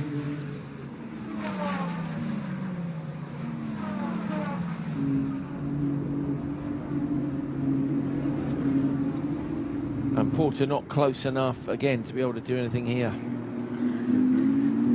So Tony, if you're in this, what do you? I mean, obviously you've already said if you're Mitchell Green, you'd be on the radio saying you might as well hold position. Bernier's in P6, but with regard to the other drivers and opportunities, would you be on the radio saying just wait? You've just got to wait your turn, wait for a chance.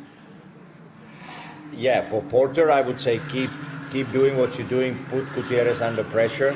For Jan, do what you can. If he's saying understeer, oversteer, but try to stay consistent. Probably others will drop later on. Mitchell, be reasonable, bring this home. P2 is excellent for our championship.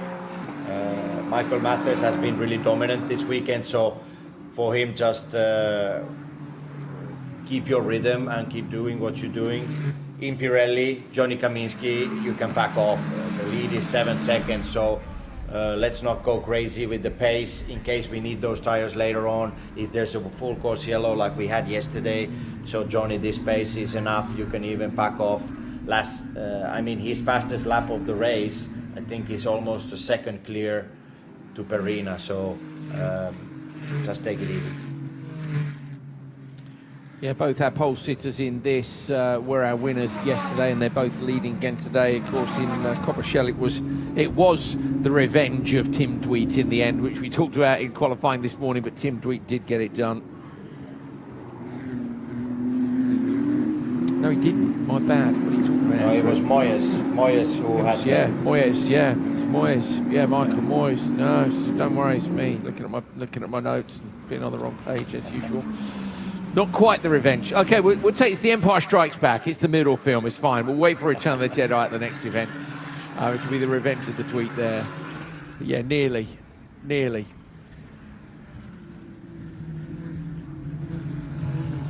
Nobody seeming able really to make the difference here. Half race distance. Expect the cars to start moving around a little bit more.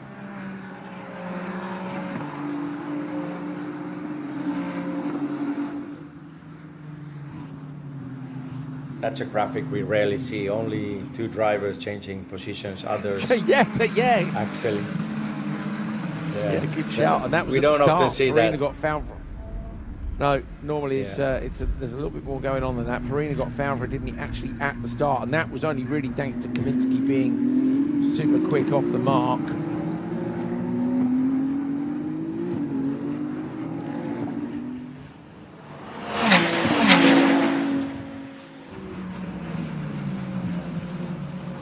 Falva is within striking distance of Perina at 0.5 of a second back, but their lap times are very similar looking at it. A couple of tenths in it at the absolute most, hundredths on the last lap.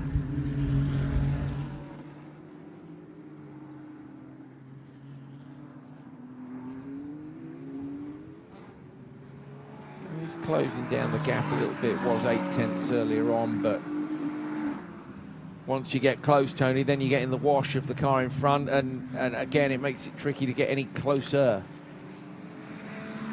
Yeah, it's difficult to follow another driver really closely. Medium to high-speed corners, you don't just have the same efficiency from the front of the car, but even through the rear wing, everything changes a little bit. Perina struggling a bit with the consistency and tire life. She's like Johnny Kaminsky, every lap is able to extend that lead. And Favre is putting some pressure on Perina. So good drive from Roberto, but still quite a big gap to Johnny at this stage of the race. I'd say Favre's more made than a a mistake second a lap. this lap.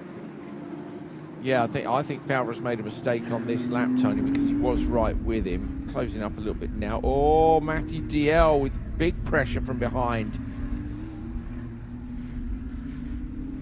Not able to make the pass, but coming in very hot from a long way back. Lee.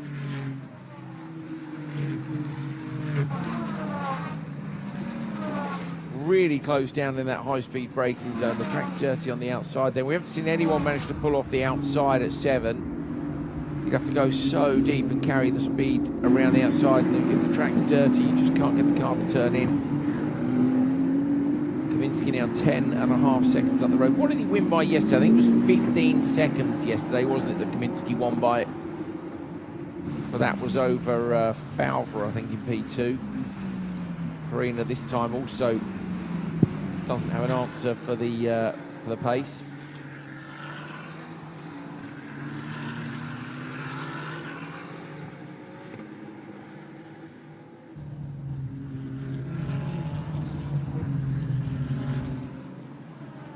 DL's still in this fight.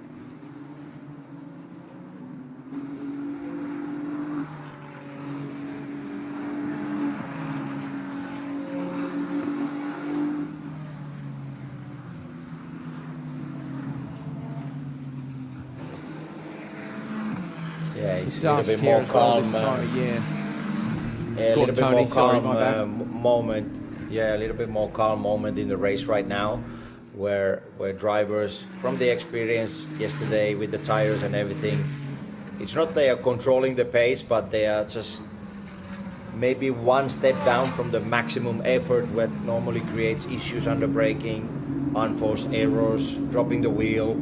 So everybody's just one step more consistent today than they were yesterday. So a little bit more than 10 minutes to go in this race. Gutierrez has not given up on Mitchell Green, and Mitchell is hanging there with Michael Mathis, and the gaps are really close, more or less a second between each driver, so a very close gap still with these 4 drivers.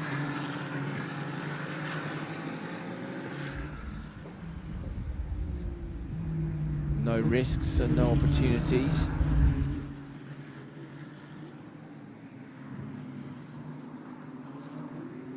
If Mitchell Green wins another title this year, Tony, obviously he'll look to move up again. It's going to be really hard to maintain this level of improvement. He's super serious about it, we know that. Running simulators, running multiple different cars, single-seaters, GT cars, everything. He really is serious about doing proper GT racing. He's doing a brilliant job, but this learning curve, it's very impressive to go from where he was in Coppershell into Pirelli Am, lead Pirelli Am, and almost certainly will be promoted next year regardless of whether or not he wins the series. I think he'll have to go up another step because he's very quick. Yeah, I really respect Mitchell's passion. He races Ferraris on ice. He raced this year historic F1 cars in Monaco. He has a F2, or I think GP2 car, so high, very fast single-seater, and he has an F1 car, so he just loves racing. He just loves the track days. He loves being in the Ferrari family. So yeah, he has done all the ladders of Ferrari Challenge. Obviously, in case he moves up to Pirelli next year, it will be very difficult to repeat this kind of performance, but you never know. He keeps still improving, and I respect a lot the dedication, the passion he has, and you can see that he's a racer. He's sometimes a bit wild, but I still like the way he is on track. Where there's Mitchell, there's often action, so I really like that. Anybody who brings action is good by me. It's while we want them to have their sensible racing season and have their championship head on, we also quite like it, don't we, when they get a bit blustered and decide they're going to go for it and just send it up the inside of everyone. We've seen some fantastic fightbacks this year. Kozira's fight back at Laguna Seca was great. Made a pass, was it turn 12? I can't remember the very last corner. She made a pass on nearly every lap, and then unfortunately got taken out when she went to make another one. But there are some great stories and some great performances. Okay, now we're seeing some pass. Diel has run deep. That looks like the exit of 7. And 2 cars have got through. So Diel has lost out. Gibson has got past Lee as well. So something has happened up at turn 7, and Diel's gone back 2 places. So it looks like a bit of a chain reaction. They've swapped order completely.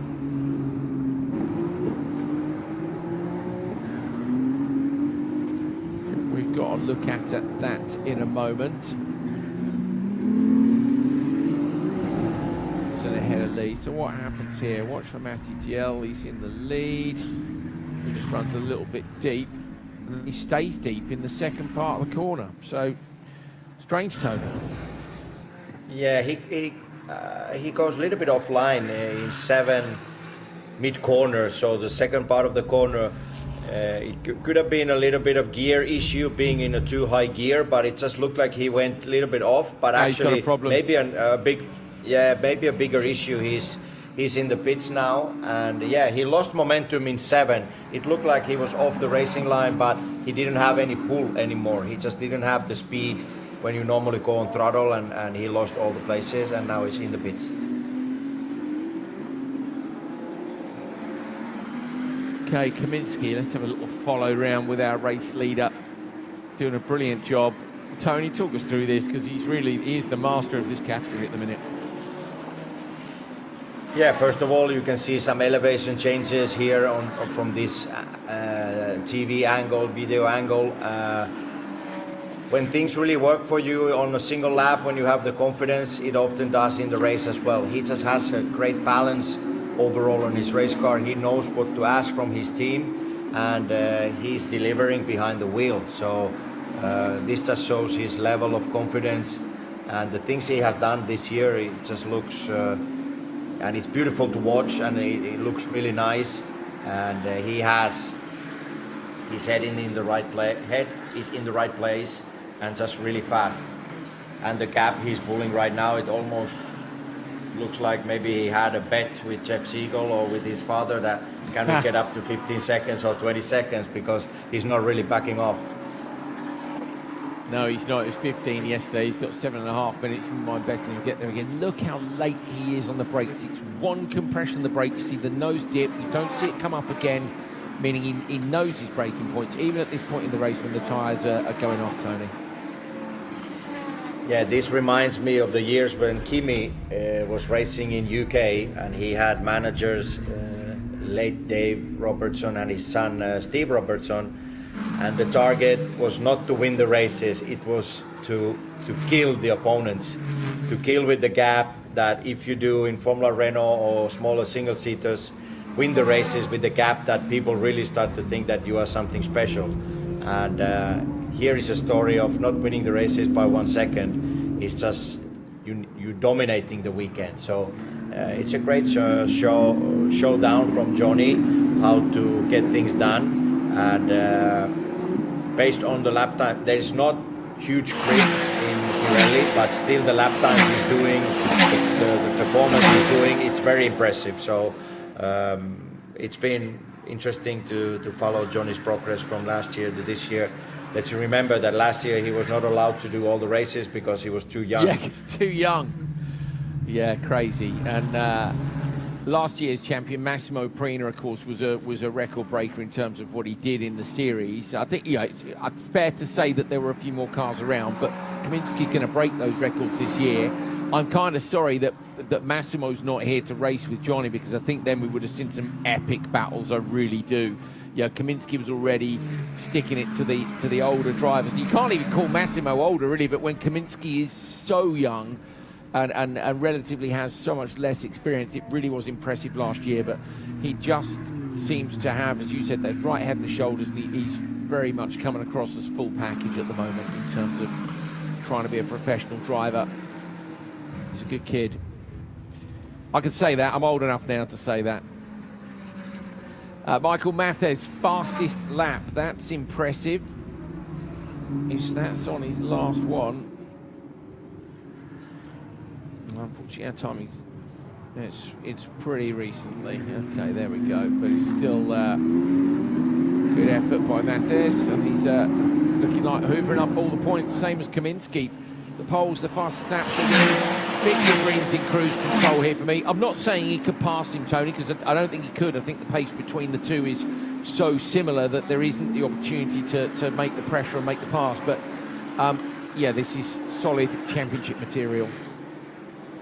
Yeah, but it has been a good race from Mitchell Green, but also from Gutierrez until now. The gaps are not huge. Mitchell has been really consistent, not committing any errors so far. We know that Matthes is super fast for Pirelli AM category, so Mitchell has done a good solid race and he looks good on track. It looks controlled, it doesn't look too wild, and he's on a charge but controlled one. Yeah, you used the word solid. That's the word his driver coach Jamie used last night as well. Solid, and it's a solid weekend, not just a solid race today. It's just what's needed. And his competitor, of course, Jan Bernier in the championship, is unable to make any moves either. He's remained in P6 throughout this one. And just does go to show you how important qualifying was this morning. Delayed by an hour. It's a little bit warmer. Here is Bernier. Yeah, and we often say that Jan Bernier last year, this year, Mr. Consistency, and also very Alain Prost style with his moves, very controlled, and when he decides to do the overtaking, it's an obvious overtaking, but he ran into trouble yesterday, went off into turn 2 in qualifying, had to take a T car for the race, and didn't have his normal pace in today's qualifying, while Mitchell stepped up, and that front row start for today, that was the key. So we mentioned that yesterday in our broadcast, and also Nina in her interviews, that importance of qualifying. So the level is so tight and not a big gaps between the drivers. So if you qualify bad, you will struggle to come back and charge to the front. So Mitchell stepped up today and Jan struggled a bit. Indeed. He is 8.2 off Hopkins. That gap's gone up quite a lot on this last lap. I wonder, it's gone up by 1.3 seconds. I mean, to be fair, he's got 5.4 behind him. Bernier might just be cruising, but we'll keep an eye, because with 2.5 minutes to go, if he loses any more places, that really would be advantage Mitchell Green. That is Grinsvich, George Grinsvich, who was P3 yesterday, P4 today. Favre's already crossed the line. It is 15.5 seconds up the road now, so Kaminsky winning the weekend by half a minute. If you want to add the two 15-second gaps together, he might well roll off on the last couple of laps anyway. Favre still just 0.9 behind. David Beaton, P5, continues to improve.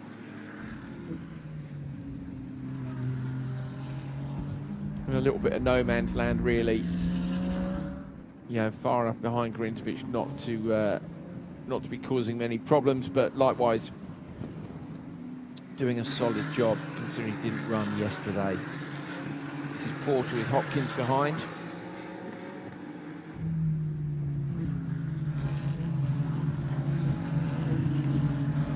Gutierrez with the comfortable gap in front and behind him. This man with a huge gap, absolutely massive. Kaminsky comes down towards turn 11, Casa Ferrari. Still a minute 30 on the clock, and he's 15.5 up the road. Has he lifted? We'll find out on this one. Tony, what's your money on? Is he going to go to the end, flat out? Yeah, I think he will go to the end, but cruised performance, not going too crazy. I was already thinking about the finals in Barcelona. Is there some drivers are sometimes a little bit suspicious. Does he want this chassis to be delivered to Barcelona? Maybe it's something we need to find out. Does he rent a car? Does he take a car from Europe?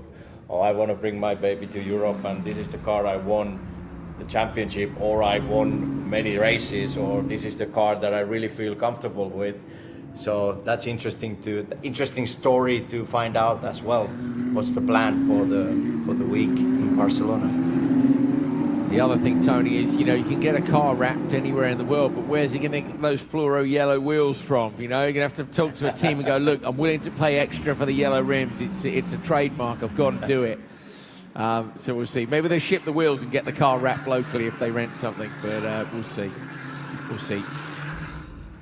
I really hope Kaminsky goes right to the end of the season and does. I'm sure he'll commit to going across to Finale Mondiale. Why not? And it'd be great to see how he stacks up. Here he comes, Johnny Kaminsky, 15.5 up the road on the previous lap. He maintained that onto this one. And it's an absolutely fantastic performance again. Through the final corners, round 12 over the checker flag. Perfect weekend, double pole, double fastest lap, double win. Kaminsky has hoovered up every single point. Look at that, the team, it's almost expected at this point. Here comes Perina and Falva. Falva's done well to keep Perina under pressure throughout this one. But Perina is going to take the T2. Yesterday didn't go quite so well. And look at that, Kaminsky only lost half a second on the last lap, so he kept the pace up right the way to the flag. Very impressive indeed. This man also impressive. Mathez doing exactly the same as Kaminsky. I'm sure if Mathez got the quick lap yesterday. No, it's Gutierrez yesterday, but Mathez with the pole and the win yesterday, and today it looks like he's going to take the pole win and the fastest lap, so just 1 point shy of Kaminsky's performance. There they are applauding at the side of the road. Mathez takes it, championship winning performance here from Mitchell Green, not winning the championship here, but that's what you have to do to get it done sometimes. Gutierrez P3, Porter, Hopkins P4, 5, absolutely 4-5 seconds in it. Those 5 cars you can see in the shot there are the top 5 cars for Pirelli, and Bernier does come around to take the finish. So that's advantage Mitchell Green, certainly in terms of championship points. Lee and Gibson cross the line. Matt DL is a lap down but did finish the race, and there he is, Johnny Kaminsky.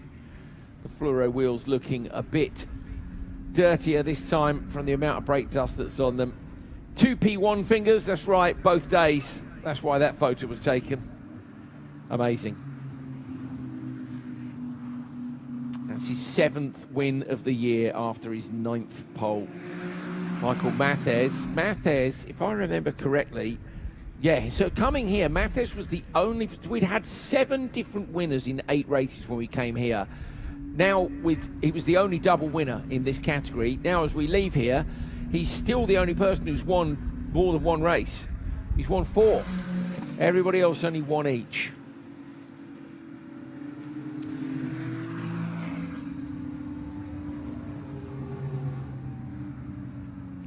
So Nina Jade has caught up. If you remember, we were missing our winner from the previous race, which was Michael Moyes, because his tyre came off at the far end of the course. Nina Jade has hunted him down and is with him now.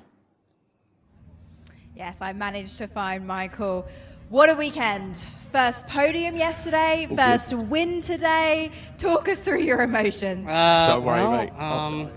Now that I've had time to calm down, I mean, it was a good fist fight. You know, I know Tim, and he's a good racer, and it's good. I mean, you know, things worked out. You know, so my emotions are. It's surreal at this point, you know. So. And you got this guy being your coach, Massimo Perina. This guy helped me out a little bit, you know. Yeah. What was his best advice for you today? Do what I say, or I'm going to kill you, and that's basically that's what he said. Massimo, can you confirm? Yeah, I cannot. That is not true. But, you know, we play those games, and but you know, just keep in it, keep level-headed. That's kind of that's where that sits. You know, you gotta. Oh, it's a long race, and you gotta keep calm out there. Have you got the racing bug now? Will you be back joining us? Yeah, I do. So, and it's fun, and I'm glad, you know. And my Richardson car worked pretty good too. Even who doesn't like going in an ambulance after you win? So, you know, that's kind of fun, you know. Massimo, just a quick word. What's it like being going from driver, obviously winning the championship last year, to now coaching Michael? There's definitely a learning curve. I mean, being able to coach just as well as you drive is very different, and I would say it helps me sharpen my skill set as well as his, and I would say it's almost more rewarding than actually driving the car. Well, thank you both. Congratulations. Thank you, dear. Appreciate that. Good job. Woo! Woo! Woo indeed. Massimo Perina, in driver coach mode, and well, he said, you know, do what I say, or I'll kill you. I mean, maybe that's the coaching technique that you're missing, Tony. You know, maybe that's what it should have been over these years. I mean, Massimo did deny it, but I quite liked it. Yeah, I mean, I think the atmosphere overall needs to be quite light, and you have these jokes, but the message at the same time needs to be clear. In a race, you really need to be on it and focused. If you have the pace and you have the chance to win the race, then often you need to calm the drivers and bring it home. So keep the focus and don't do anything silly on track. Nina Jade Paul is with our winner, Johnny Kaminsky, the unstoppable Johnny Kaminsky. The unstoppable Johnny Kaminsky. Johnny, double pole. double win, great day at the office. Yeah, I mean, it was a great weekend, great week early on from the get-go. I mean, every change we made, every debrief, it was just going positive, and I can't thank the 111 team enough. I mean, the car was just fantastic today, in quali, in the long run, too. So we smashed it all weekend, and can't thank them enough. Your form is incredible. Enjoy this. Congratulations. Thank you, Nina. Yeah, very happy, and rightly so. It is a brilliant performance from Johnny Kaminski. Unstoppable, I think he is. There's his dad, Brian, greeted by the family, supported by them, thanks them every time. Johnny Kaminski takes the win by 15 seconds, similar margin to yesterday. This time it's Perina in P2 from Favre, Grinzovic and Beaton. Michael Mathes does the same with Kaminski, double pole, double win. Mitchell Green in P2, great for his championship. Kevin Gutierrez P3 in Pirelli Am. And further down the order, Porter, Hopkins, Bernier, Lee, Gibson, DL and Burrows. Burrows did start the race but disappeared very shortly afterwards. And then Jay Pauls with Michael Mathes, our second double winner this weekend. What a weekend you've had, Michael. 2 wins here in Sonoma. It's not an easy track. It's highly technical. We know you had some pressure at the beginning of the race, but you seem to handle it perfectly. Well, listen, there are a lot of fast people there. I don't think there was more than a tenth of a second between first and fourth in qualifying. So they're going to be right there. And I just focused in and hunkered down and, drove a clean race. It was good. Happy with the weekend? Very happy. And, shout out to all the family and friends who are watching on Ferrari Challenge on YouTube, too. Well, congratulations. Enjoy this. Thank you.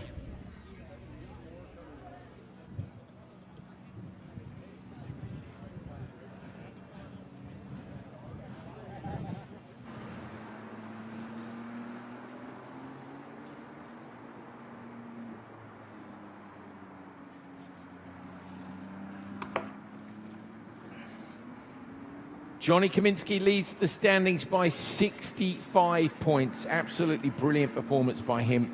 Perina in P2 and then Favre. Still very close between them, so more on the line than it seems, doesn't it, when you see them racing around together. And you know what? Grinzovic is in that mix as well.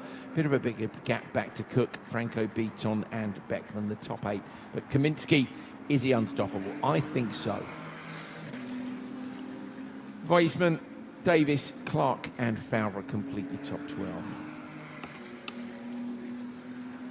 Podiums will be coming up shortly. Let's take a look at the standings in Pirelli and Mitchell Green leads by 15 points over Jan Bernier. Then it's Gutierrez, Porter, DL. It's still close there between the top 4. Hopkins, Burrows, Mathes. Michael Mathes doing well and climbing the order, no doubt, with the wins this weekend. Logan Chang, Rubo, Gibson, Venstavas, Chung and Lee are your top 15.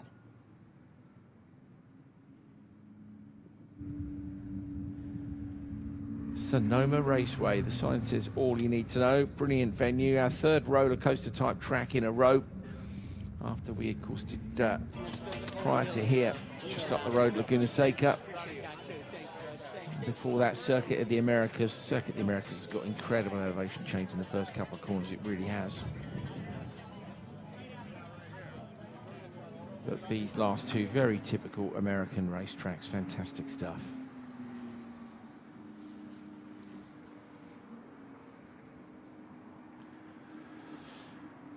So we're going to be doing the podiums in just a few minutes' time, so do stick around for that. Tony Villander, I know you'll be disappearing off to catch a flight, so what's any final thoughts before we get cracking with the podiums? Great track, great weekend of racing with beautiful weather. We had some drama on the opening lap of Copa Shell today. Apart from that, the drivers overall did quite well on this very difficult track, and we go from here. Another race weekend to come, and then to finish the season in Europe, in Spain, Barcelona. So looking forward to the end of the season, and thank you very much for the weekend. Yeah, likewise, mate. Been a pleasure working with you as always all season. So big thank you to Tony Villander, also to Nina Jade Paul for all her hard work down there in the sunshine. My name is Andrew Coley. Stick with us, and we'll have the podiums for you very soon indeed.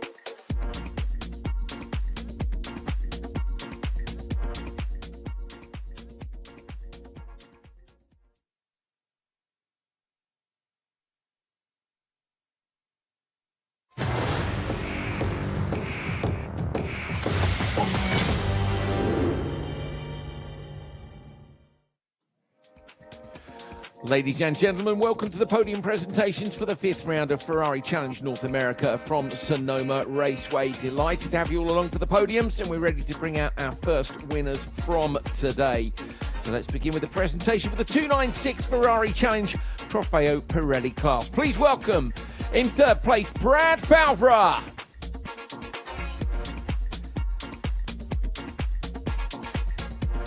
In second place, it is Roberto Perina.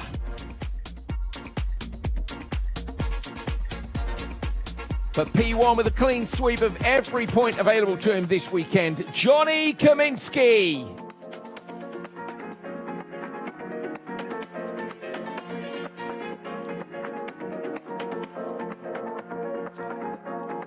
Please now remove your hats for the winner's national anthem.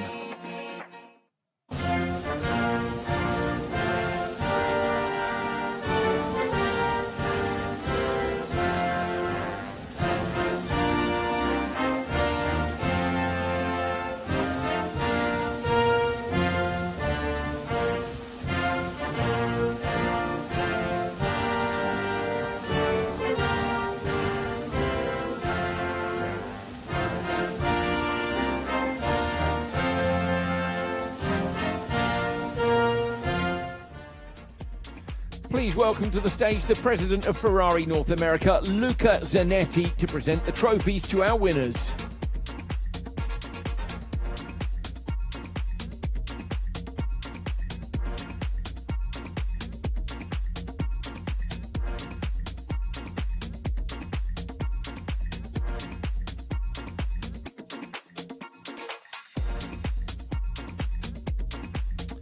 We'd also like to invite Lydia Mariani, Pirelli Motorsport Commercial Manager from our partners at Pirelli, to present the Pirelli Award to our winner.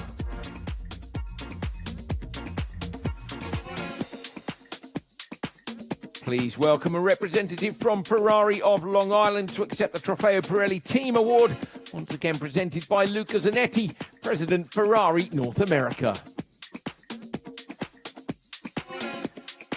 Very many congratulations to you all. Get the trophies held up high, please. And he got one last job to do this weekend.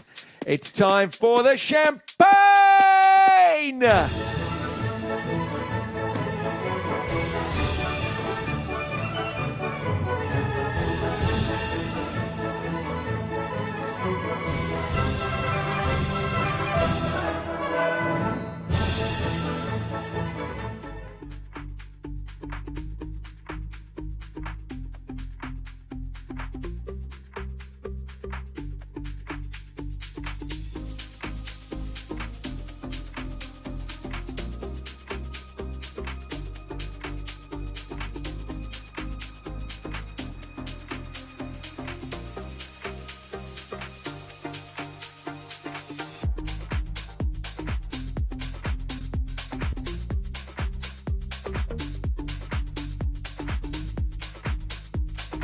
Next up, we'd like to invite the winners from the 296 Ferrari Challenge Trofeo Pirelli AM class up onto the podium. In P3, Kevin Gutierrez.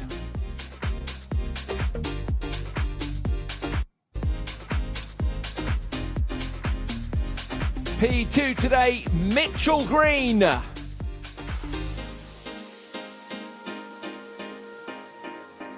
And your winner today, double pole and double win this weekend. Give it up for Michael Mathes.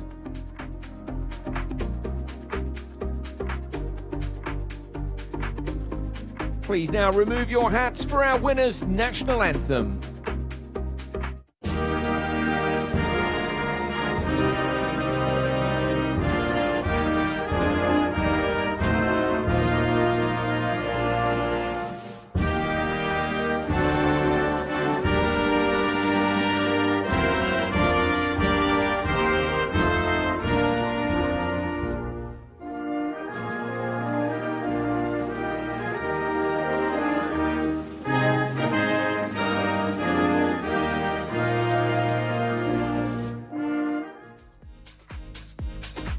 Now to present the trophies to our winners, please welcome Pete Rogers, Sales VP, Sonoma Raceway.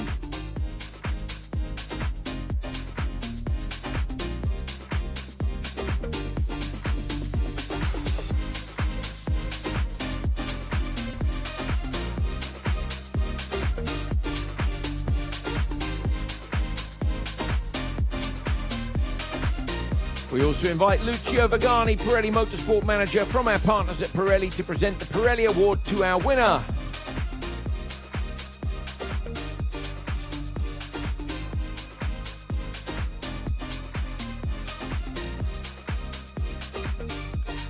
And please welcome a representative from Ferrari of Central New Jersey to accept the Trofeo Pirelli AM Team Award, once again presented by Pete Rogers, Sales VP, Sonoma Raceway.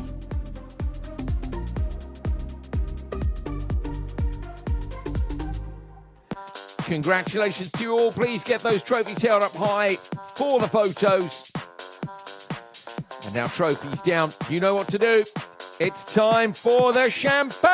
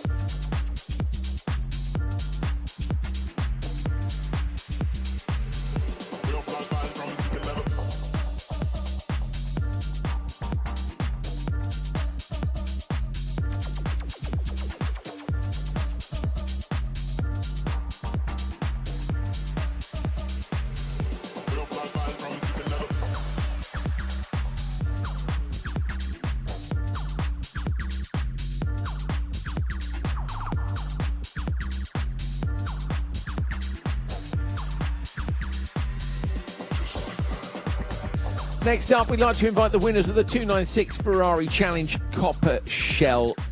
Please welcome in third place, Michael Owens.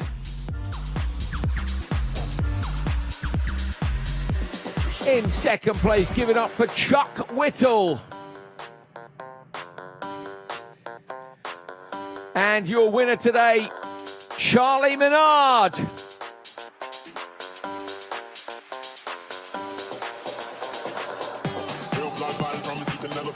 And also please give it up for our Gentleman's Cup winner, Mike Luley.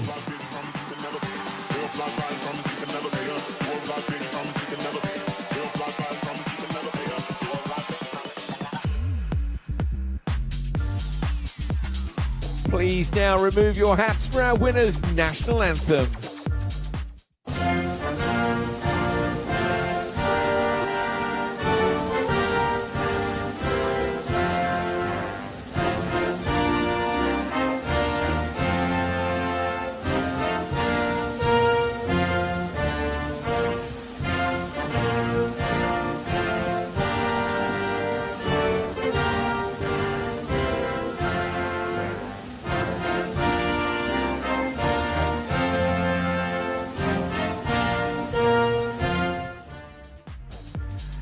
present the trophies to our winners, please give a warm welcome to Marco Valle, Head of Marketing, Ferrari North America.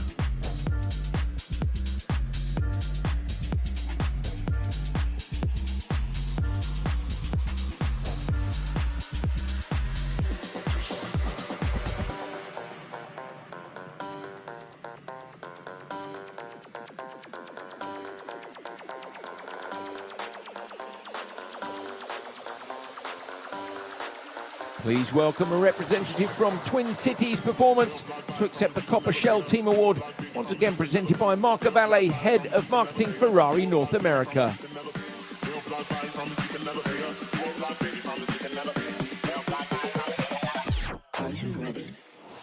Congratulations everyone today. Please hold your trophies high for the photos. And then you know what to do. It's time for the champagne!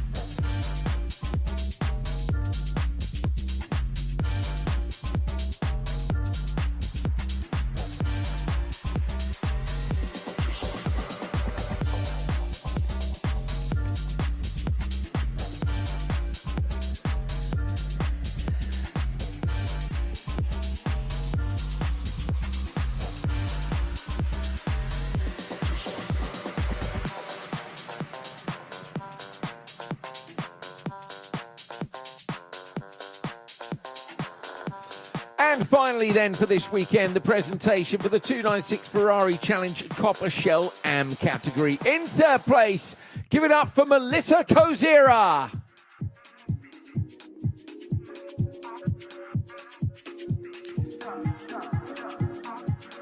Second place today, make some noise for Tim Dweet.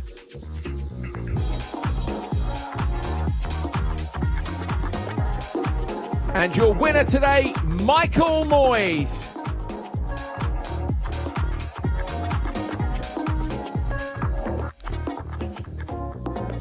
Another cheer, please, for our Ladies' Cup winner, Melissa Kozira. And please welcome our Gentlemen's Cup winner, Lance Corley.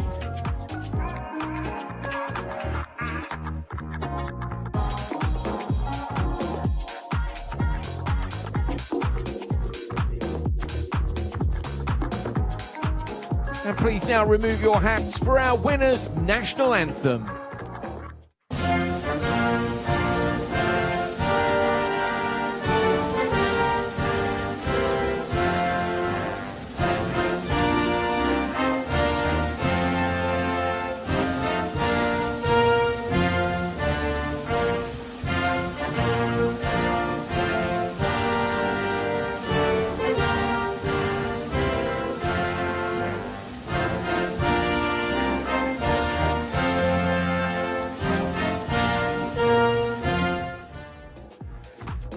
To present the Copper Shell AM trophies, I'd like to introduce Eduardo Rossi, Regional Manager, Ferrari North America.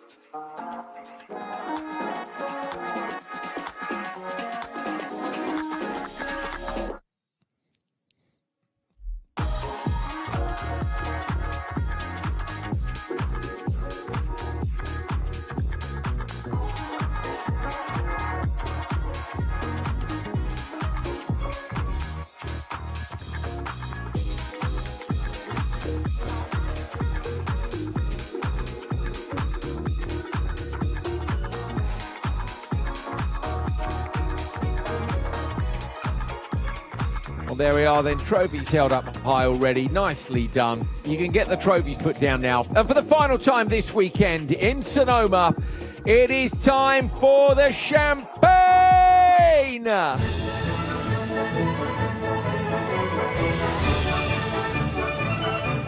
Brilliant start from all our categories here in Sonoma. We've got one more weekend to go in North America. We're heading up to Wisconsin for Road America before the finale Mondial at the end of the season. We will see you all soon.